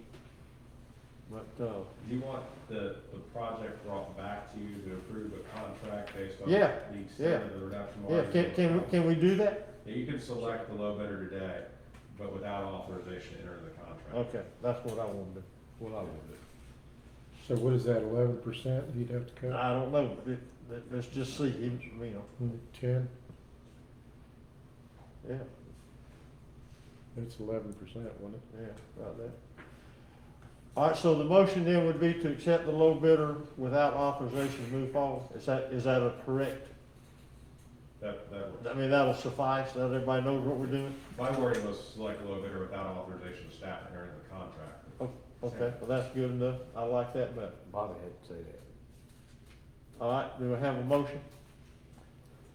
I make a motion that we do just what y'all just said. You got to say it, Let's Bobby. we all been here too long, haven't we? Yes, sir. All right, how do I say that, Nick? Motion to select the low bidder, but without authorization to staff to enter into the contract yet. Okay, make a motion to accept the low bidder, but without the authorization to Enter into a contract. enter into a contract. Good job. I'm just gonna second that. Sort of a joint motion. Thank you, Paul. All right, we have a motion in a second, call the roll, please. Mayor Kathy? Yes. Mr. Key? Yes. Mr. Pollock? Yes. Ms. Gall? Yes. Mr. Smith? Yes. All right, moving on. St. Joe Company donation agreement. Mario, please. Mayor, the St. Joe Company has provided 25 acres directly behind public services to donate to the city. There are some costs in that. One, we've already released Dewberry to go out and delineate the property and survey the property, which is also necessary to close on the property. But another component which helps us in our matches is actually evaluating the site. So basically, one of the things that I need is authority from you to go out to a certified appraiser to get a cost of what the value of the land is, so that they can put it in their books on what they're donating, but in turn, we can put on our books the match for FEMA. Again, on 25 acres in this area, I couldn't tell you right off the bat how much that cost per acre is, but chances are it's gonna be more than $3,000 for me to do that. So within this, if you've reviewed the contract and see how the donation is worded, just continue moving it forward, but along those lines, if you'll give me the authority to bring back to you a auditor's price, an appraiser's price. Okay. All right, this has been going on since the storm. Everybody knows what we're trying to do, what we're getting. So we need, we want to accept the agreement, one, and authorize an appraisal of the property. Yes. All right. Does anyone have a ballpark figure of how much this is actually going to cost the city? Because I noticed that we're paying for the surveys, the title insurance, recording fees, city attorney fees, title policies, the dock stamp tax, any other docks, closing Standard fees, closing, that's, and prorated property tax. Yeah. So is there a ballpark of what this free piece of land is gonna cost us?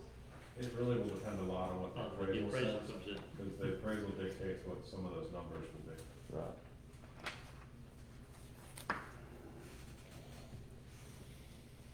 I can only say that the closing costs should just be a fraction of the value of the property. For sure. All right, again, we will entertain a motion to acceptance of the St. Joe's real estate donation and a approval to move forward with an appraisal. Make a motion, we accept the St. Joe donation agreement and get approval, give the approval for the appraisal. Second. Have a motion and a second. Questions or comments? Call the roll, please. Mayor Kathy? Yes. Mr. Keith? Yes. Mr. Pollock? Yes. Mr. Cole? Yes. Mr. Smith? Yes. Okey-doke.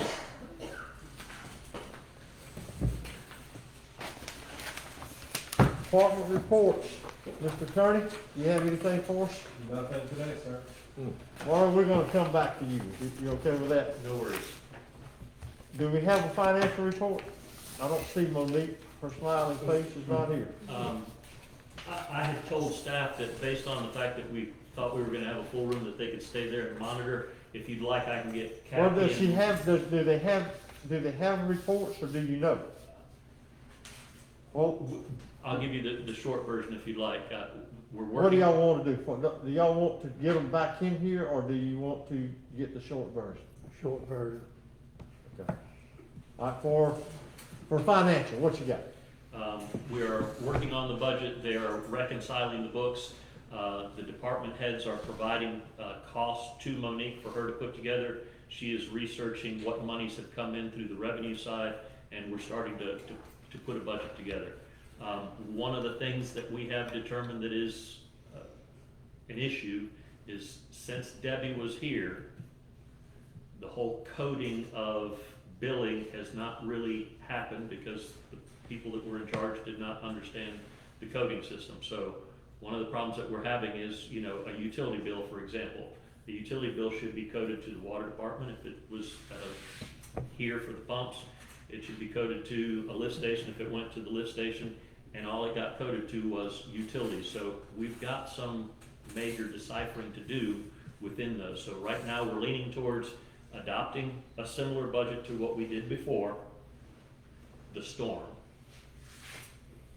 Making sure that all staff members are tracking according to the billing codes like they're supposed to. They just didn't know any better.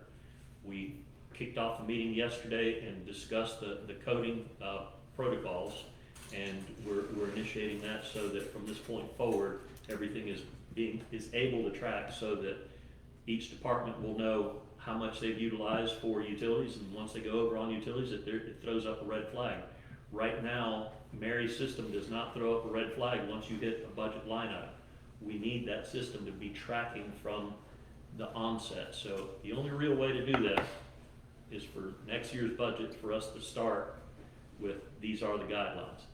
Figuring out what has happened since the storm, we will audit our books and we'll do the best that we can, but tracking down to each code is not something that is plausible at this point in time. But they have Well, all we reconciled. can do is start getting it right. Yes, sir. That's all we can do.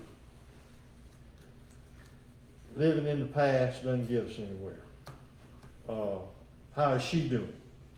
She is doing well, and again, she and Keith work together towards putting things. Keith is focused. Keith is focused on the audit side of the world, and Monique is focused on the budget side of the world. Well, what about budget meetings? Y'all, are you starting to finalize some kind of schedule? Yes, sir. For the next meeting, which happens on the 28th, I believe, we hope to have a budget meeting following the city council meeting. So, Okay. as soon I as knew this we talked meeting- about doing them after the meetings, I didn't know, Correct. the next the next meeting will be our first one. Yes, sir. All right, and I couldn't read the DR4, y'all sent that out, a link to get, or somebody sent it out, was that you? The assessed value for the city? Oh. No. Somebody sent it out, I got an email that says, go to this link to get so the DR4 has been received from the county? Monique, the assessed values have come in from the county. Is that the final number, or is it still the No. preliminary number? Still preliminary. Preliminary number. When do we get the DR4? I'm not sure, because Keith is working on that end. Okay. Well, As without that soon as number. we get the confirmed number, I'll that's- pass it out to all the. Okay. Did you hear enough of that, what he was saying? Do you have anything to add? Or did you come in on the tail end of that? We were on the financial report. If you have anything to add, did you hear I that? don't. I just have the information that you asked me for. I print that out for you. Okay, do you have those with you? I think, thank you.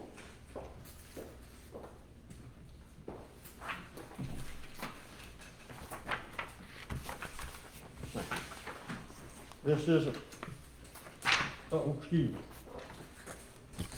What I asked her about were to see the restricted funds, those monies that are accounted for an example, impact fee funds are certainly not part of pool cash. And we have what, water, sewer, Solid waste. sanitation, all those impact fees. I just am seeing this, so I don't know, this is more expensive. So those that. Help me understand. Those that you're looking at are all the funds that has restrictions on them. Some of them are part of the general fund, but they're still restricted. They're still restricted, okay, Yes. so this is a list of all the restricted? Yes. Okay, well, this will help us, at least those of you especially new, to have an understanding of, these are restricted monies that have certain areas that they can be spent on. Maybe that's the best way to say it. For example, the boat launch fund, you can see, you know, what we take in, and paving and maintenance is one. All of these are funds that traditionally are not part of the general fund. Correction, they are part of the general fund. There are some in there that are part of the general fund. All the balance, all the funds that start with 001, they are under the general fund, but they're still restricted. We can't spend them on. Yeah, you don't pass that money out to Public Works to cut to No. fix the lawnmower with. No. Okay. And then the only items on there that are not part of the general fund are the impact fees. Okay. Because you stated that you didn't want the. Right, that's right, the debt. that's right. Correct. Well, this is more informational than anything else. If it raises a question, you know who to go see about it. How's that? We'll leave it that way. Monique, thank you. You're welcome. Appreciate it. Where's the fire, there he is. You got anything? Mr. Fireman? Nothing new, 4th of July went off well, thanks to everybody that was here in the city during the time for applying by the rules and so on and so forth, and having enjoyed the time. Other than that, things are basically moving along as they have done. We've had the old engine 43 completely overhauled and is now in 100% working condition. There were one or two scary things we found wrong with it, but they're now right, and hopefully it'll be good for a good number of years ahead. And other than that, I have one person out for COVID-19 possibility. He's getting tested. I haven't heard back. There was one other who was out due to a family testing positive, but needing a test. She tested negative, so he's back to work tomorrow. So other than that, we're good. Questions for fire? Anybody? Sandy, are you and your men still running beach patrols? Not as regular as we were, only because we haven't seen a need to do it on too regular a basis. But I mean, if anybody notices anything that needs doing, either myself or the sheriff's office, between us we can keep a closer eye on it. But we look at it from the road, but we're not driving up and down the beach on a regular basis, just so as not to annoy people and so on and so forth. But we are keeping on it from a distance, as well as the sheriff's office. And around the 5th Street and the 15th Street areas, lots of dogs. And a naked man changing clothes on 98 at the end of 5th Street this past weekend. I think that might be more the sheriff's department and the fire department. We will certainly keep an eye on it as best we can. All right. Amazing what you learn in these meetings. All right, police, what you got, Chief? Like I said, we can't address a problem if we don't know about it, so please call if you have the naked man dressing on the side of the road, and we can deal with it. As far as it is a good 4th of July, no major problems, no major incidents, no accidents, to do with anything else, and no major crime scenes running around here right now. What about around Jerry's house? Oh, Jerry. The Walmart Mafia is a little quieter than it used to be. That's really just needs to be its own report, doesn't it? Yes. We got that surveillance thing. Okay. Question for police. Jeannie, you got anything? Yes, sir. We've permitted 9 houses since last meeting, and while we were in here, we received the last piece of information for the gas station, so we'll be giving them their bill permit today. Cool. Awesome. Which, I forgot which station it is though. Subway. Okay. Wait, did you say across from Toucan's? Yes, ma'am. 8th Street. 8th Street. So, the last I heard it was, are we getting 2? Just 1. So they're not doing the one at Pier Road? They haven't brought us back anything on Pier Road. Thank What does that bring us to, Gina? Post Michael, you said we added 9 permits, about where are we? Roughly, About 100? right around 100? Yeah. Good. Outstanding. That's great. That's fantastic. Mayor, just over the last 30 days, I've processed right at 30 development orders, so almost development order a day over the last 30 days. And there's over encouraging. 65 construction projects that are visible from one end of town to the other end of town by just driving 98. That's very encouraging, very encouraging. Code, there's no short version on code, is there? Oh, there. I can make it You know she's here. No, here lately, you've been sort of the highlight. Well, first of all, if you do see a naked man, make sure you do not call code enforcement. That is a terror. Don't want those calls. But we're doing a lot of, we just demoed 2 big lots this week down by Florida and Tennessee that were pretty much overgrown, a lot of dead trees. So that's looking a lot better. The 2 condos, as you're coming over the canal, those eyesores, they're all down now. They look great. Yep. And then there's some more work that we're doing back by Jerry's house. That's the hub of activity. But it looks better. I'm gonna tell you now, she's doing a fantastic job. Yes, She's getting it done now. Might be a little slower than you expect. I'm sorry, Kathy, go ahead. Done. Yeah. cool. Questions for code? Yeah, go ahead. Within code enforcement, DEP's code enforcement officers and investigators were here all of last week and a little piece of this week, I think. They're investigating that large parcel that we have on 15th Street and looking into anything and everything associated with it. So if you see DEP riding around, they're looking at that and anything associated with that. And if there's anyone that has any photographs that show anything coming and going from that site that isn't from that original site, the DEP officer would appreciate access to it. That's the Colex spot, right? Well, there's tons of visible stuff that didn't come from that site. I don't, You have to show them They're exactly looking for why. I done photographs. talked to them, they ain't very easy. They want pictures. Every time I got reported, they pick up the phone and report me, and they'd come lock me up, but now I got to show them Kathy, pictures. are you, okay. I have had several calls on the corner of 7th Street in Florida. There's a house with 2 campers on it. 2 right on the corner. Yeah. Brick house. Brick house with 2 campers. Yes, sir. Are you familiar with it? I am. The one camper just came in, it's, family members that come down. I've talked to the gentleman about it. He just says he'll be leaving soon.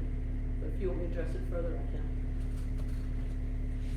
Well, if you're doing double campers, I complained since a year ago. Well, just a minute, please. We shouldn't have double cameras. We have to have, I'm trying to think how to say that. We just need to enforce the ordinance. If we don't, we're gonna end up, they came down, a family member came down and needed a place to stay. Correct, because he's still remodeling his house.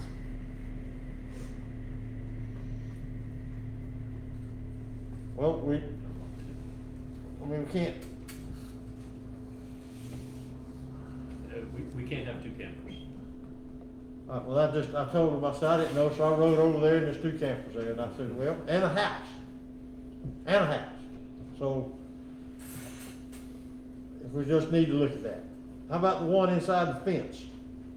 I spoke to her, she had, one of her daughters, I think, were in town with the grandkids, and she wants them to stay out in the camper, so they were just there for the week, they left over the weekend. And she said there is nobody that's living there. So that, we're gonna let them keep the camper inside the fence that they can't get it out of. Guess so. Would you want to move it out on the driveway?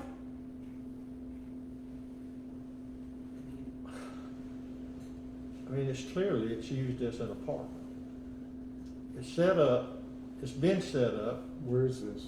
It's on 15th Street, it's inside that white, it's a house there, there's a Yeah, white it's vinyl inside. fence around it, and they fenced in the camper, you can't get it out without taking the fence out.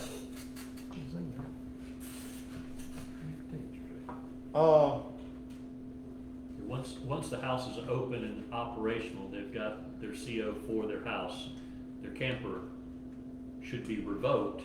They can store their camper as long as it's not being utilized. That's what she said. She said it's only when the grandkids come down, it's when it's being used. That's the problem, Well, is that- if and when, that's the part that. See, all right, so we're gonna monitor, we're gonna get ourselves into we're gonna become just monitors if we don't. I mean, you got more things to do than ride by every day to see if the grandkids are here. It's kind of hard to see, they're shorter than the fence.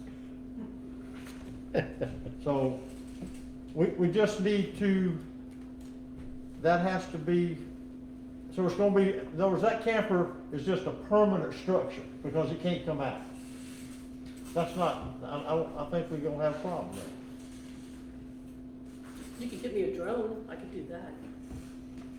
Well, you can enter the property. I think that's somebody taking advantage of, I mean, that's clearly, it's an encased camper behind the house. If And if relatives are visiting occasionally, that's utilized camper. So our rules about utilization. That's right, so it's not there for an apartment.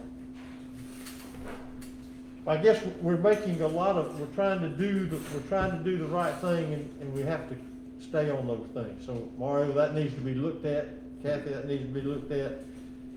Are y'all familiar with the system, what I'm talking about? I'm gonna go by there and get through, I don't know exactly where it is. That's my. I believe it's Texas. Corner of Seventh and Texas, there's a white vinyl fence all the way around the house, and the camper's in the backyard, and they just built a fence around it. 7th in Texas or Texas? 15th. 15th in Texas. Okay, yes, ma'am, what you got? Another illegal camper that's been there since March of last year at the end of my block, and they've been actively living in both campers. And I have registered multiple complaints, for almost a year and a half, and nobody's made them move the second camper, and they have no plans to build the house back. Is that on the list? Is that on the list, Kathy? I don't know what we're talking about. At the dead end block of Maryland off of Fifth, at the far dead end by the woods. Is that Cooksey's? Might be. Yeah, I've visited him a couple times. Jay and John. Jay.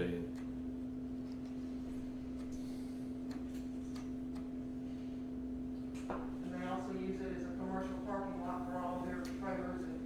Well, they're just workers, Lisa. I thought They're they just had, workers. I thought they were Amazing. in the process of doing a plan, because Jay said he was gonna build a house. Yeah, he's trying to, but, I mean, yeah. All right. Moving on. Public Works. Hey, Mayor, got a couple of things I passed out before the meeting, everybody should have one. Yes. Got from the work we had done the last couple of weeks. One of the things, if you've been down close to Toucan, you'll notice that, we started putting up the road fence all the way to the county line that y'all passed last week. Going well, we're not halfway yet, but, getting pretty close to it. It's pretty good, so hopefully that's gonna help deter people from walking across those sand dunes. Also, we, with the help of the fire department and a couple of their guys, we installed the sunshade over the fish cleaning table that, Sandy and them donated. Give a guy down there, got on fish for a little break, when they're cleaning the fish, keep them from being under direct sun. Just temporary anyway until that's redone, but at least for a while that'll help. And then the big thing, probably, y'all noticed by now, we had a dredge this last week. The snout actually broke off of the dredge, and, they had to bring it here to the yard and do some major repairs to it. There's some pictures on the back, and the reason I printed those out for y'all to look at, we done this in-house. Troy and Nick actually rebuilt the end of that, saved the city several $1,000s. We had to have that done somewhere, so I wanna, give them some kudos. They worked really hard. They got that snout back on the dredge yesterday afternoon, and they're down dredging right now. So we should, luckily didn't have any bad weather to close the canal up. We were able to maintain one lane going out, so all's good with that. So they're getting that cleaned up now. Other than that, just our usual stuff we do. Thank you. Yes, sir. Good Thank job, you. Tommy. Questions for Public Works? No question, Tommy, I heard that people are trying to drive the vehicles down where the rope is. Have you seen any of that? Where now, Mr. Ball? People are trying to drive their vehicles on the beach down to the road. I haven't heard that.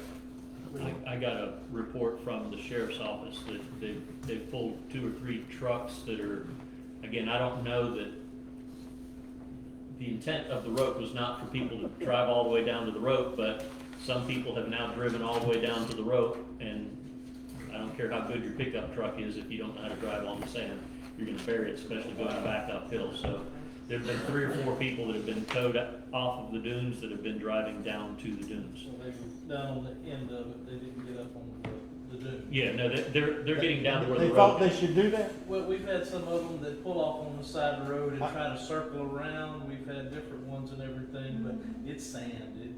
You leave the parking area up there. Oh, I know. I don't know what we could do or anything else other than put, barricades along the ground and stuff and keep them from going down. But it looks smooth. It looks like we No, you can't do it. You can't stop it. yeah. And part of the reason I wanted to bring it up is if the fence, the rope could be brought up higher on the dune or leave it where it is. I just wanted y'all to consider. It makes perfect sense what we're doing there. I don't understand how somebody would think that rope would represent anything other than don't walk across. And there are signs that also, Yeah, the next to signs the road, say that it. So says maybe- don't walk on the dunes. Yeah, Mayor, well, the way we tied those corners, we didn't actually tie it to the road walkthroughs, but we made a kind of a curve with that so that, it would deter somebody from walking between the road and the rope we're putting up to go on the dune. But yeah, I had not anybody trying to drive down there, but, anything's not surprising.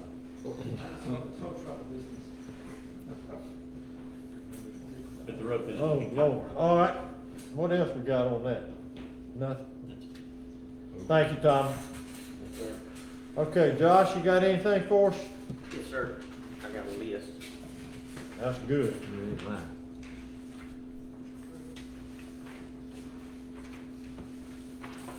Sure.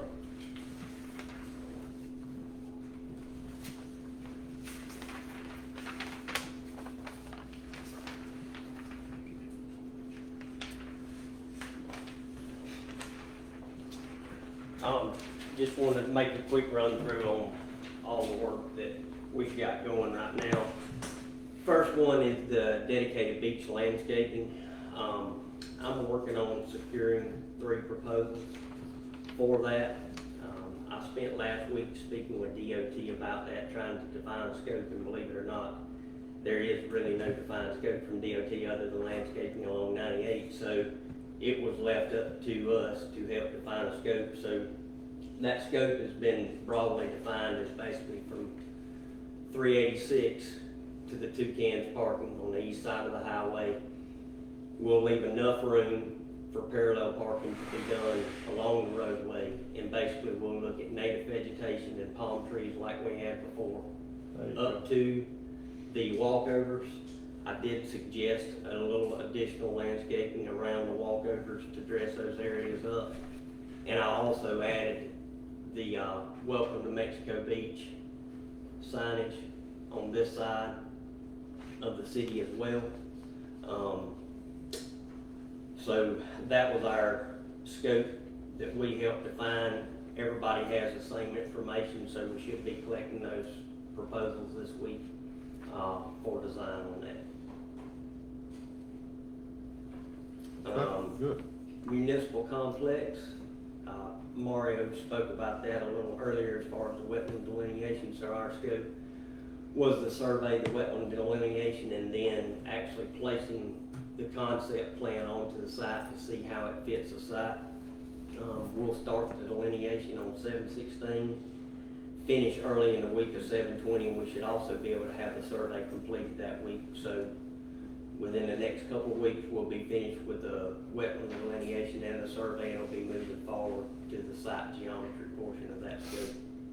And Mayor, we'll utilize that delineation and that survey to give to the appraiser, because again, the more upland wetland, the better the price will, the higher the price will be, which benefits us on the FEMA offset. Okay, great. The marina project kept this on here, and I just have that it hasn't been obligated, and as far as we know, FEMA has no outstanding questions. We're just waiting on obligation money at this point to be able to issue a notice to proceed. Are we able to hold that contract? The contractor has held the price. I asked him what I thought was a very simple question yesterday to Teresa with FEMA. We had, in 3 meetings back, we had said we were trying to hold the price to kick off the project in August, where we were going to be able to meet that August deadline. She quickly responded, no, they will not be able to hold the August deadline. So then I asked her, how much longer should we expect for that? And she replied back with 4 to 6 months, which about drove off the side of the road when I saw that. But I've sent that to Adkins and AC to formulate a comment back to them, and we need to have a specific call on this issue, because again, that project has been designed, has been permitted, has been It's been priced, bid, it's been everything. What- everything, and we still can't get a confirmation from FEMA, so it is beyond frustrating. But when I Call got Buck? that 4 to 6 months, that was just absurd to hear that. Wow. Go ahead, Josh, thank you. Sunset Park, we spoke today about the architectural approval. We have completed the additional survey, that's for the coastal construction control line. So the next step forward on that will actually be providing the survey information to the architect and working with them on the actual layout of the park, so we can begin the coastal construction control line permitting and the site design on that portion. Citywide streets, spoke about this at the last meeting. We completed a base drawing identifying all the DED areas that were identified during the damage description portion with FEMA. We're into working on a construction set of plans complete with details. The next step on that design, and I spoke briefly about this last time, is the way that some of those roadways were identified as damaged. You have an entire roadway with just a very small patch. And what we would like to do, once we get a set completed, sit down with the city and see if it's agreeable to FEMA to take some of these small areas and apply them to a roadway that's almost complete, and look at resurfacing entire roadways instead of having patch portions on, very small patch portions on roadways. I know she got a portion all tore up of a pipe, I assume. I'll get that Okay. one in just a second. Citywide sidewalks and parking. We're working on the sidewalk portion at this point. Should have a 60% set on the sidewalk within the next 2 weeks. The other portion of that is the public parking, and most of that is around the Toucans area. Should be getting a survey here soon on that and begin the design portion of the public parking as part of that project. Next one is Oleander. So I've got here construction to resume on 7/15, so the first part of that is actually milling of that roadway. We're reclaiming that roadway up, and then they'll be replacing the water line and coming back and repaving that entire road. Well, hadn't that been done? It's dirt. They've milled it up right now. Yeah, the milling, okay. Correct. So we still gotta play a pipe. Yeah, the We pipe got to is put not the in water line the in, got to come back with the base and then the resurface. Well, let me ask you something about that. Down by the old gas station that's soon to be going in, that has been a drainage issue for years. It has caused multiple problems coming down Oleander, heading toward 8th Street. Are we looking at that? Is there a way to invert that? I mean, what's happening, that road is crammed. I'm not a road guy, but there's some road people here. I don't know if that part of that road should be inverted to try to channel the water, but it eats out on, it is a major problem there. Now's the time to What look we at it. can look at is when we get to that portion of it, we can look at inverting, as long as we're taking that water off of Oleander onto the public right away. I know what you're talking about on the side slope. Yeah, it with just, the ground. remember, it's a Right. downslope there. When It we eats it come, out. that's the only part of that road that's not flat. So we can Right. talk with the contractor when we get to that point about taking a 2% invert instead of having a normal 2% crown on that Well, road. just look at that, because now's the time to fix that. Thank you. The jetty project, we, at the last meeting, we had approval to move forward with working on a proposal with that, so we're working through the actual scope on that project and should have a proposal ready soon for that project. I have two on here that I didn't originally write. Citywide standards, that was something that we spoke in one of the early meetings. We provided that to Thomas, so unless he has any more comments, we have a set of city standards now for Mexico Beach. Good. Any projects with any other engineers, we'll be working to incorporate those as standard details for the city. And also the auto valve, Thomas can speak better to this, but we were able to contact the manufacturer for auto valve and actually had a rep on site yesterday. And they found sand within the strainer, so I think what they're working on is basically a maintenance protocol with that valve to keep sand out of the strainer. We should have an operational valve at this point, is my understanding. Very good. Tomorrow, this is very similar to my email to you about the Yes, sir. project list. Yes, Because this is nice. Good. Questions for Dewberry? Anybody? Thank you, Josh. All right, Mario, you're up. MX1 is now actually a functioning lift station. We went off of the bypass starting last week. They had a little bit of a hiccup, and they got it back up and running after they kicked it off, and we are now running off of MX1, so it is fully functional on the west end of town. Awesome. We continue with debris removal, and we're working towards a $7 million reimbursement for that, so that's the current status of debris removal within FEMA. The NRCS project, which is cleaning up Salt Creek, we have a pre-construction meeting on Monday of next week, and a week after that, they should start cleaning up Salt Creek. The Welcome Center we just talked about, Mexico Beach resiliency plan, that final document has been approved and was sent out to the state, and we have also posted it on our website, so it is available for review on our website. We've got 2 loans out there for water and sewer that are longer loans. They're down to the last couple of payments. We still owe $142,000 on one and $61,000 on the other, but by the middle of next year, we will be completely paid off on those 2.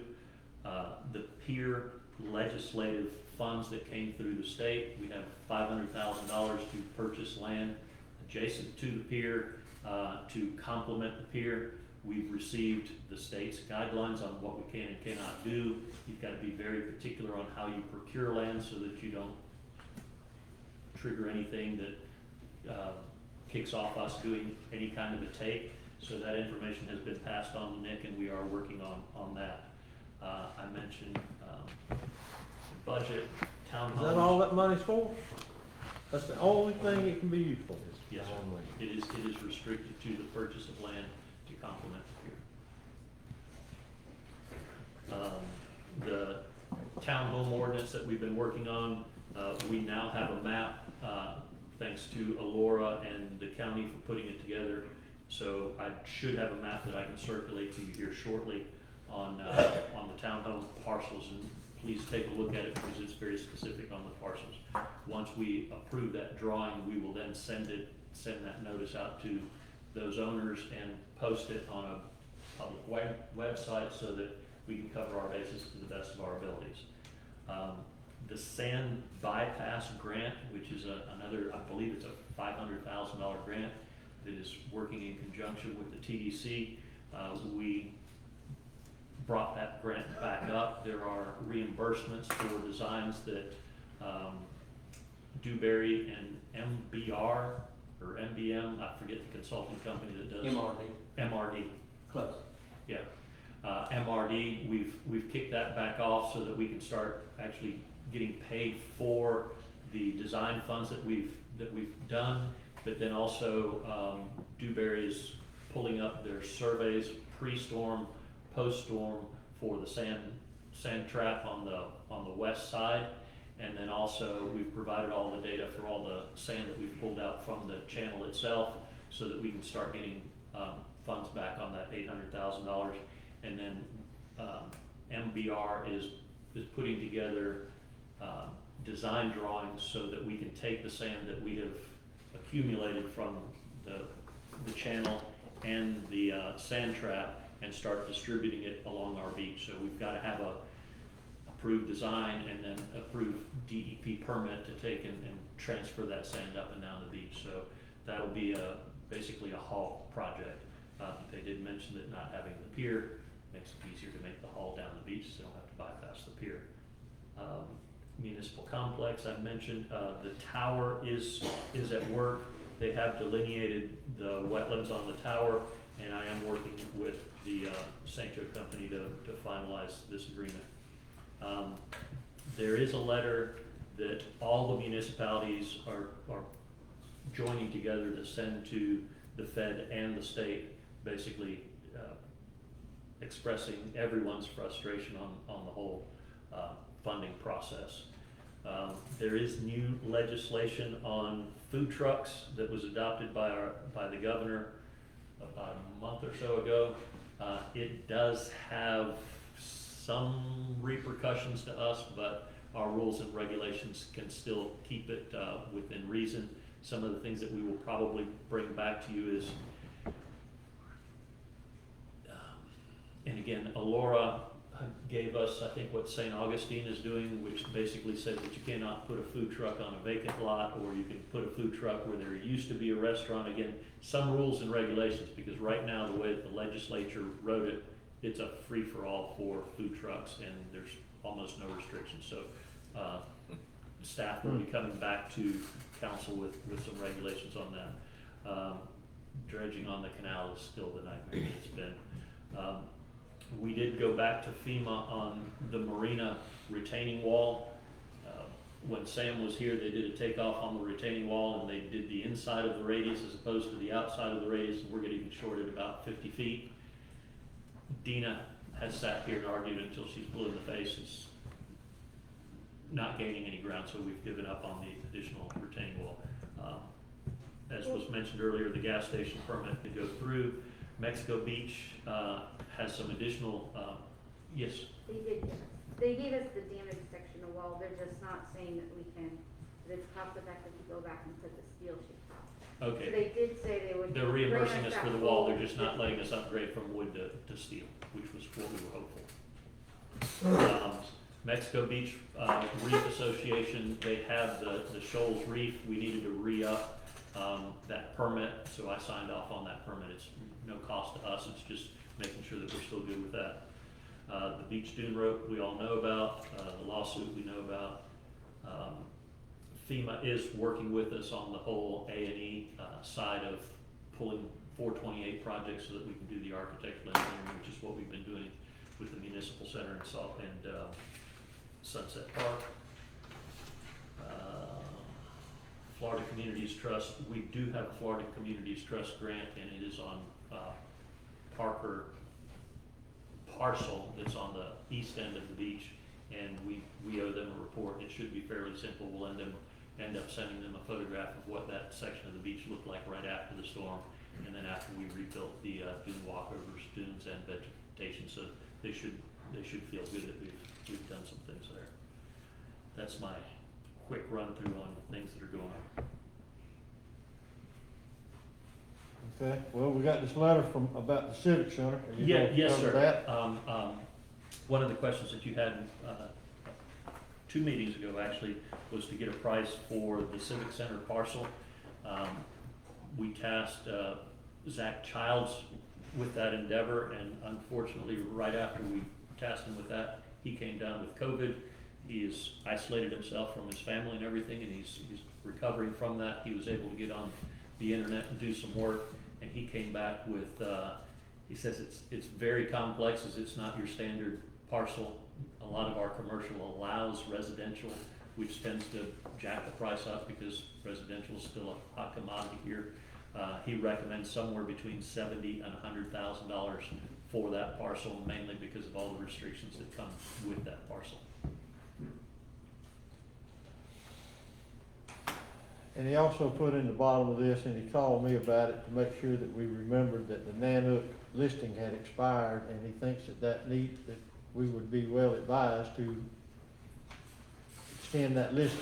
Put it back on the market. Put it back on the market, and I was surprised that he said he'd sent me an email, but I didn't see it, that it had expired, I guess, a month ago.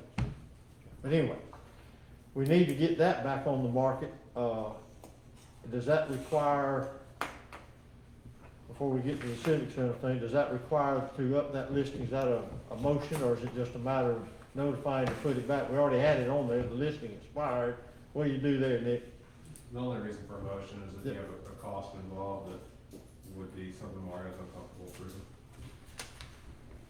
Okay. Well, you can see in his letter, he said that it was listed at 69. I do believe that the market has improved and could reasonably expect to sell it in the 60s if we relist it. So refresh my memory, how did we deal with that? We put a price, or do we put a 60 to 70? How did we do that? Does anybody remember?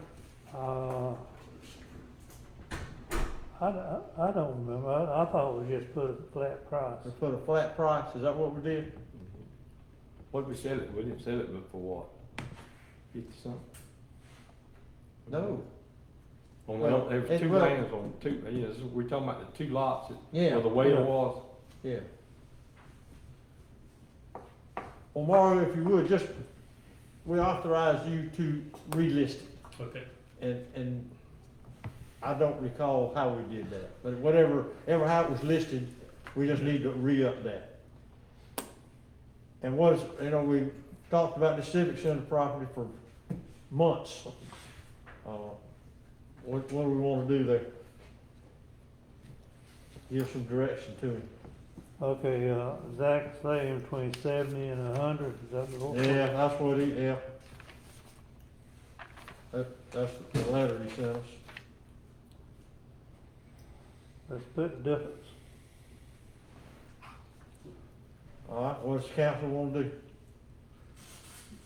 In my opinion, and I was waiting on it, but I give Mario some stuff as a real estate lady give me to do the same thing for free, as Zach did. As Zach proposed. Didn't you get it?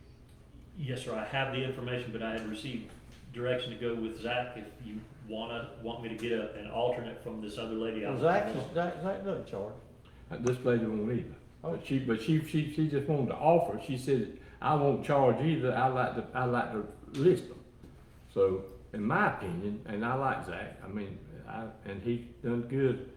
It might be best if we went, and that's just me, that if we give another realtor company in Mexico Beach a shot at it. I know they all can list upon it, but the paper that you got, Mario, she wasn't gonna charge nothing either now. Yes, sir. Well, once it goes on MLS, it doesn't matter, so I don't really care. I understand. Who puts it out there for no charge, but it's not that, it depends on who sells it. If the listing agent sells it, then we get a break from Zach or this lady. If somebody else sells it, then they get their share. It was still So, cost us $1,500 when Zach sold it, the last lot, because he didn't sell it, you had to pay. that's right, that's So, because this lady the that's same the same thing, thing, so but- just, And I agree with that, but I believe that another listing agent would, to me, I'd like, well, he's not making anything, I don't think he would really care. I don't either, but I'd like to try it. So, That's why I'm for let's give him the. who is this person? Carol I've got her booked Roberts in the of office. Forgotten Coast or something. She brought me the whole thing and. She live here? Yeah. She No. has her office here? Yes, lives right on, by MediaCom. Oh, Forgotten Coast Road? Yeah. With Teresa Gallagher? Yes. That's what, Okay. cause she gave the same, but she said she would just like to sell it, and I said, well, to me, Zach sold one, and there's no money to be made here, I can see that, but to my opinion, I believe we need at least try another.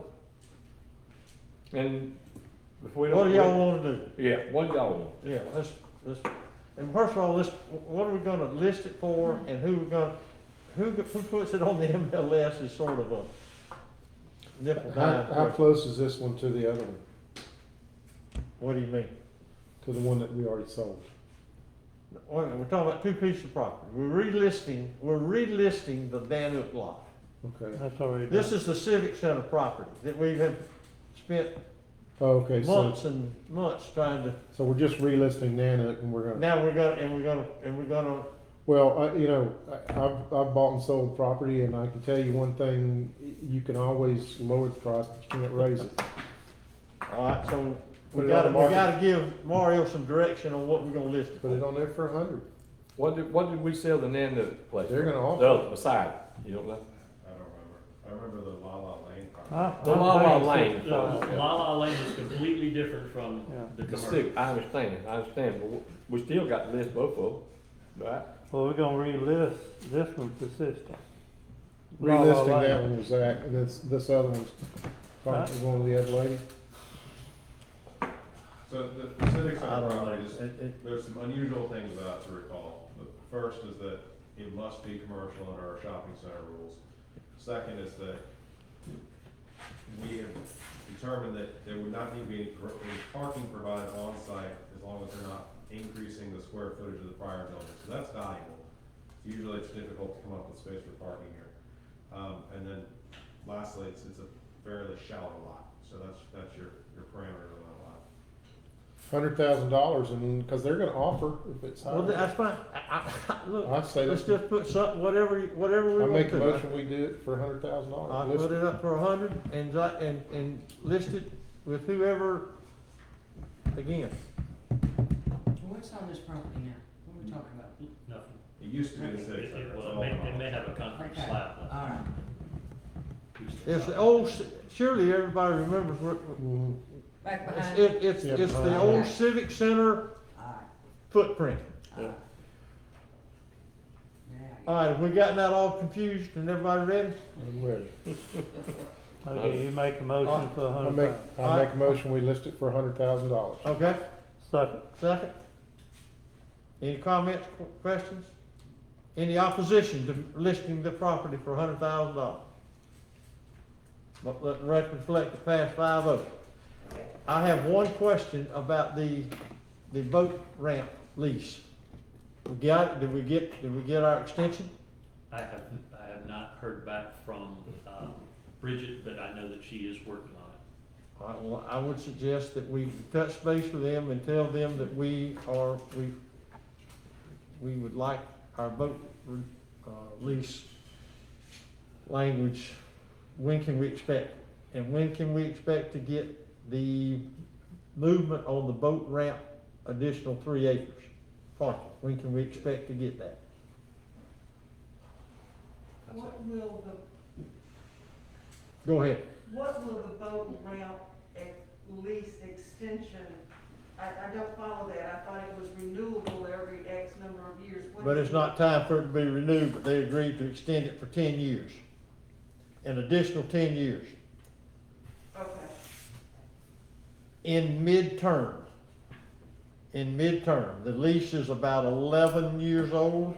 It was a 20-year lease. They have agreed to make it to extend it an additional 10 years past the term of the original agreement. So we need to make a note of that. Any other questions? Yes, sir. Okay. And talking about, well, not talking about, but the virus. Florida's getting bigger, this area's getting bigger. I would like to suggest that we have any meeting, everyone would be required to wear a mask. So if we go into City Hall, everyone would be required to have a mask. We need to protect our people, we need to protect us. I know it's uncomfortable, I don't like it. I can't wear the one around my ears because of the hearing aid. It's either hear you or wear the mask. But I really think we need to protect our citizens and ourselves with masks. Okay, so you're suggesting City Hall, anything related to, like this meeting, entering City Hall or working in City Hall? Right. Have a mask. Now, I would like for all the businesses to require the same thing, but I don't believe in forcing businesses to do as such. What about our workers? Our outdoor workers? Outdoor? I mean, No. no, okay, just meetings, city hall. Right. Okay. Enclosed buildings. Okay, I got I don't think there's that much problem when you're out and about. But enclosed buildings, I think that's where your big problem is. So I would Okay. like to suggest that. All right, comments on that? Totally disagree. You know, the death rate is almost zero. The cases are going up because they're testing so many more, so the cases do go up. With immunity, the herd immunity, I've done so much research on this thing.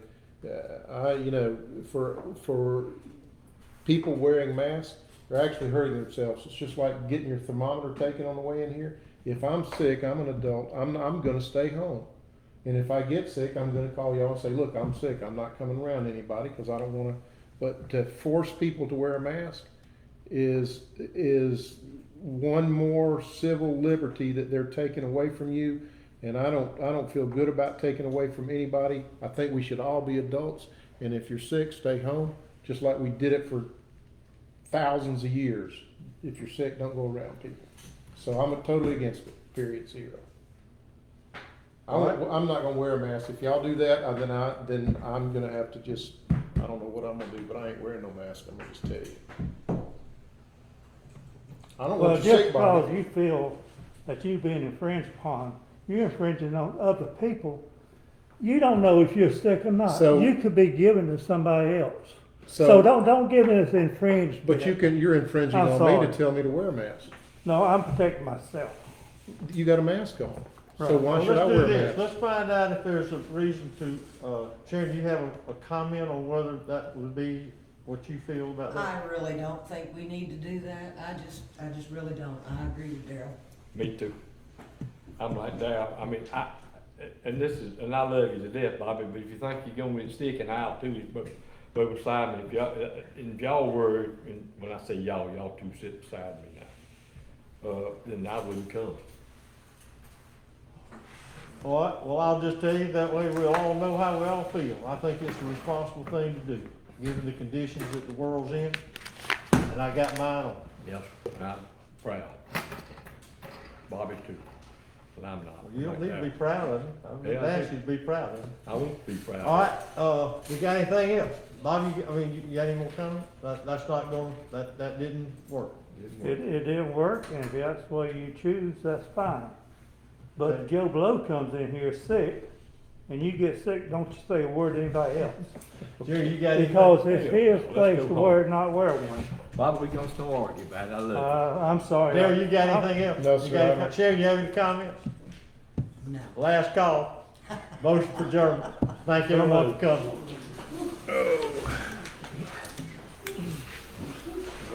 All right, we made it.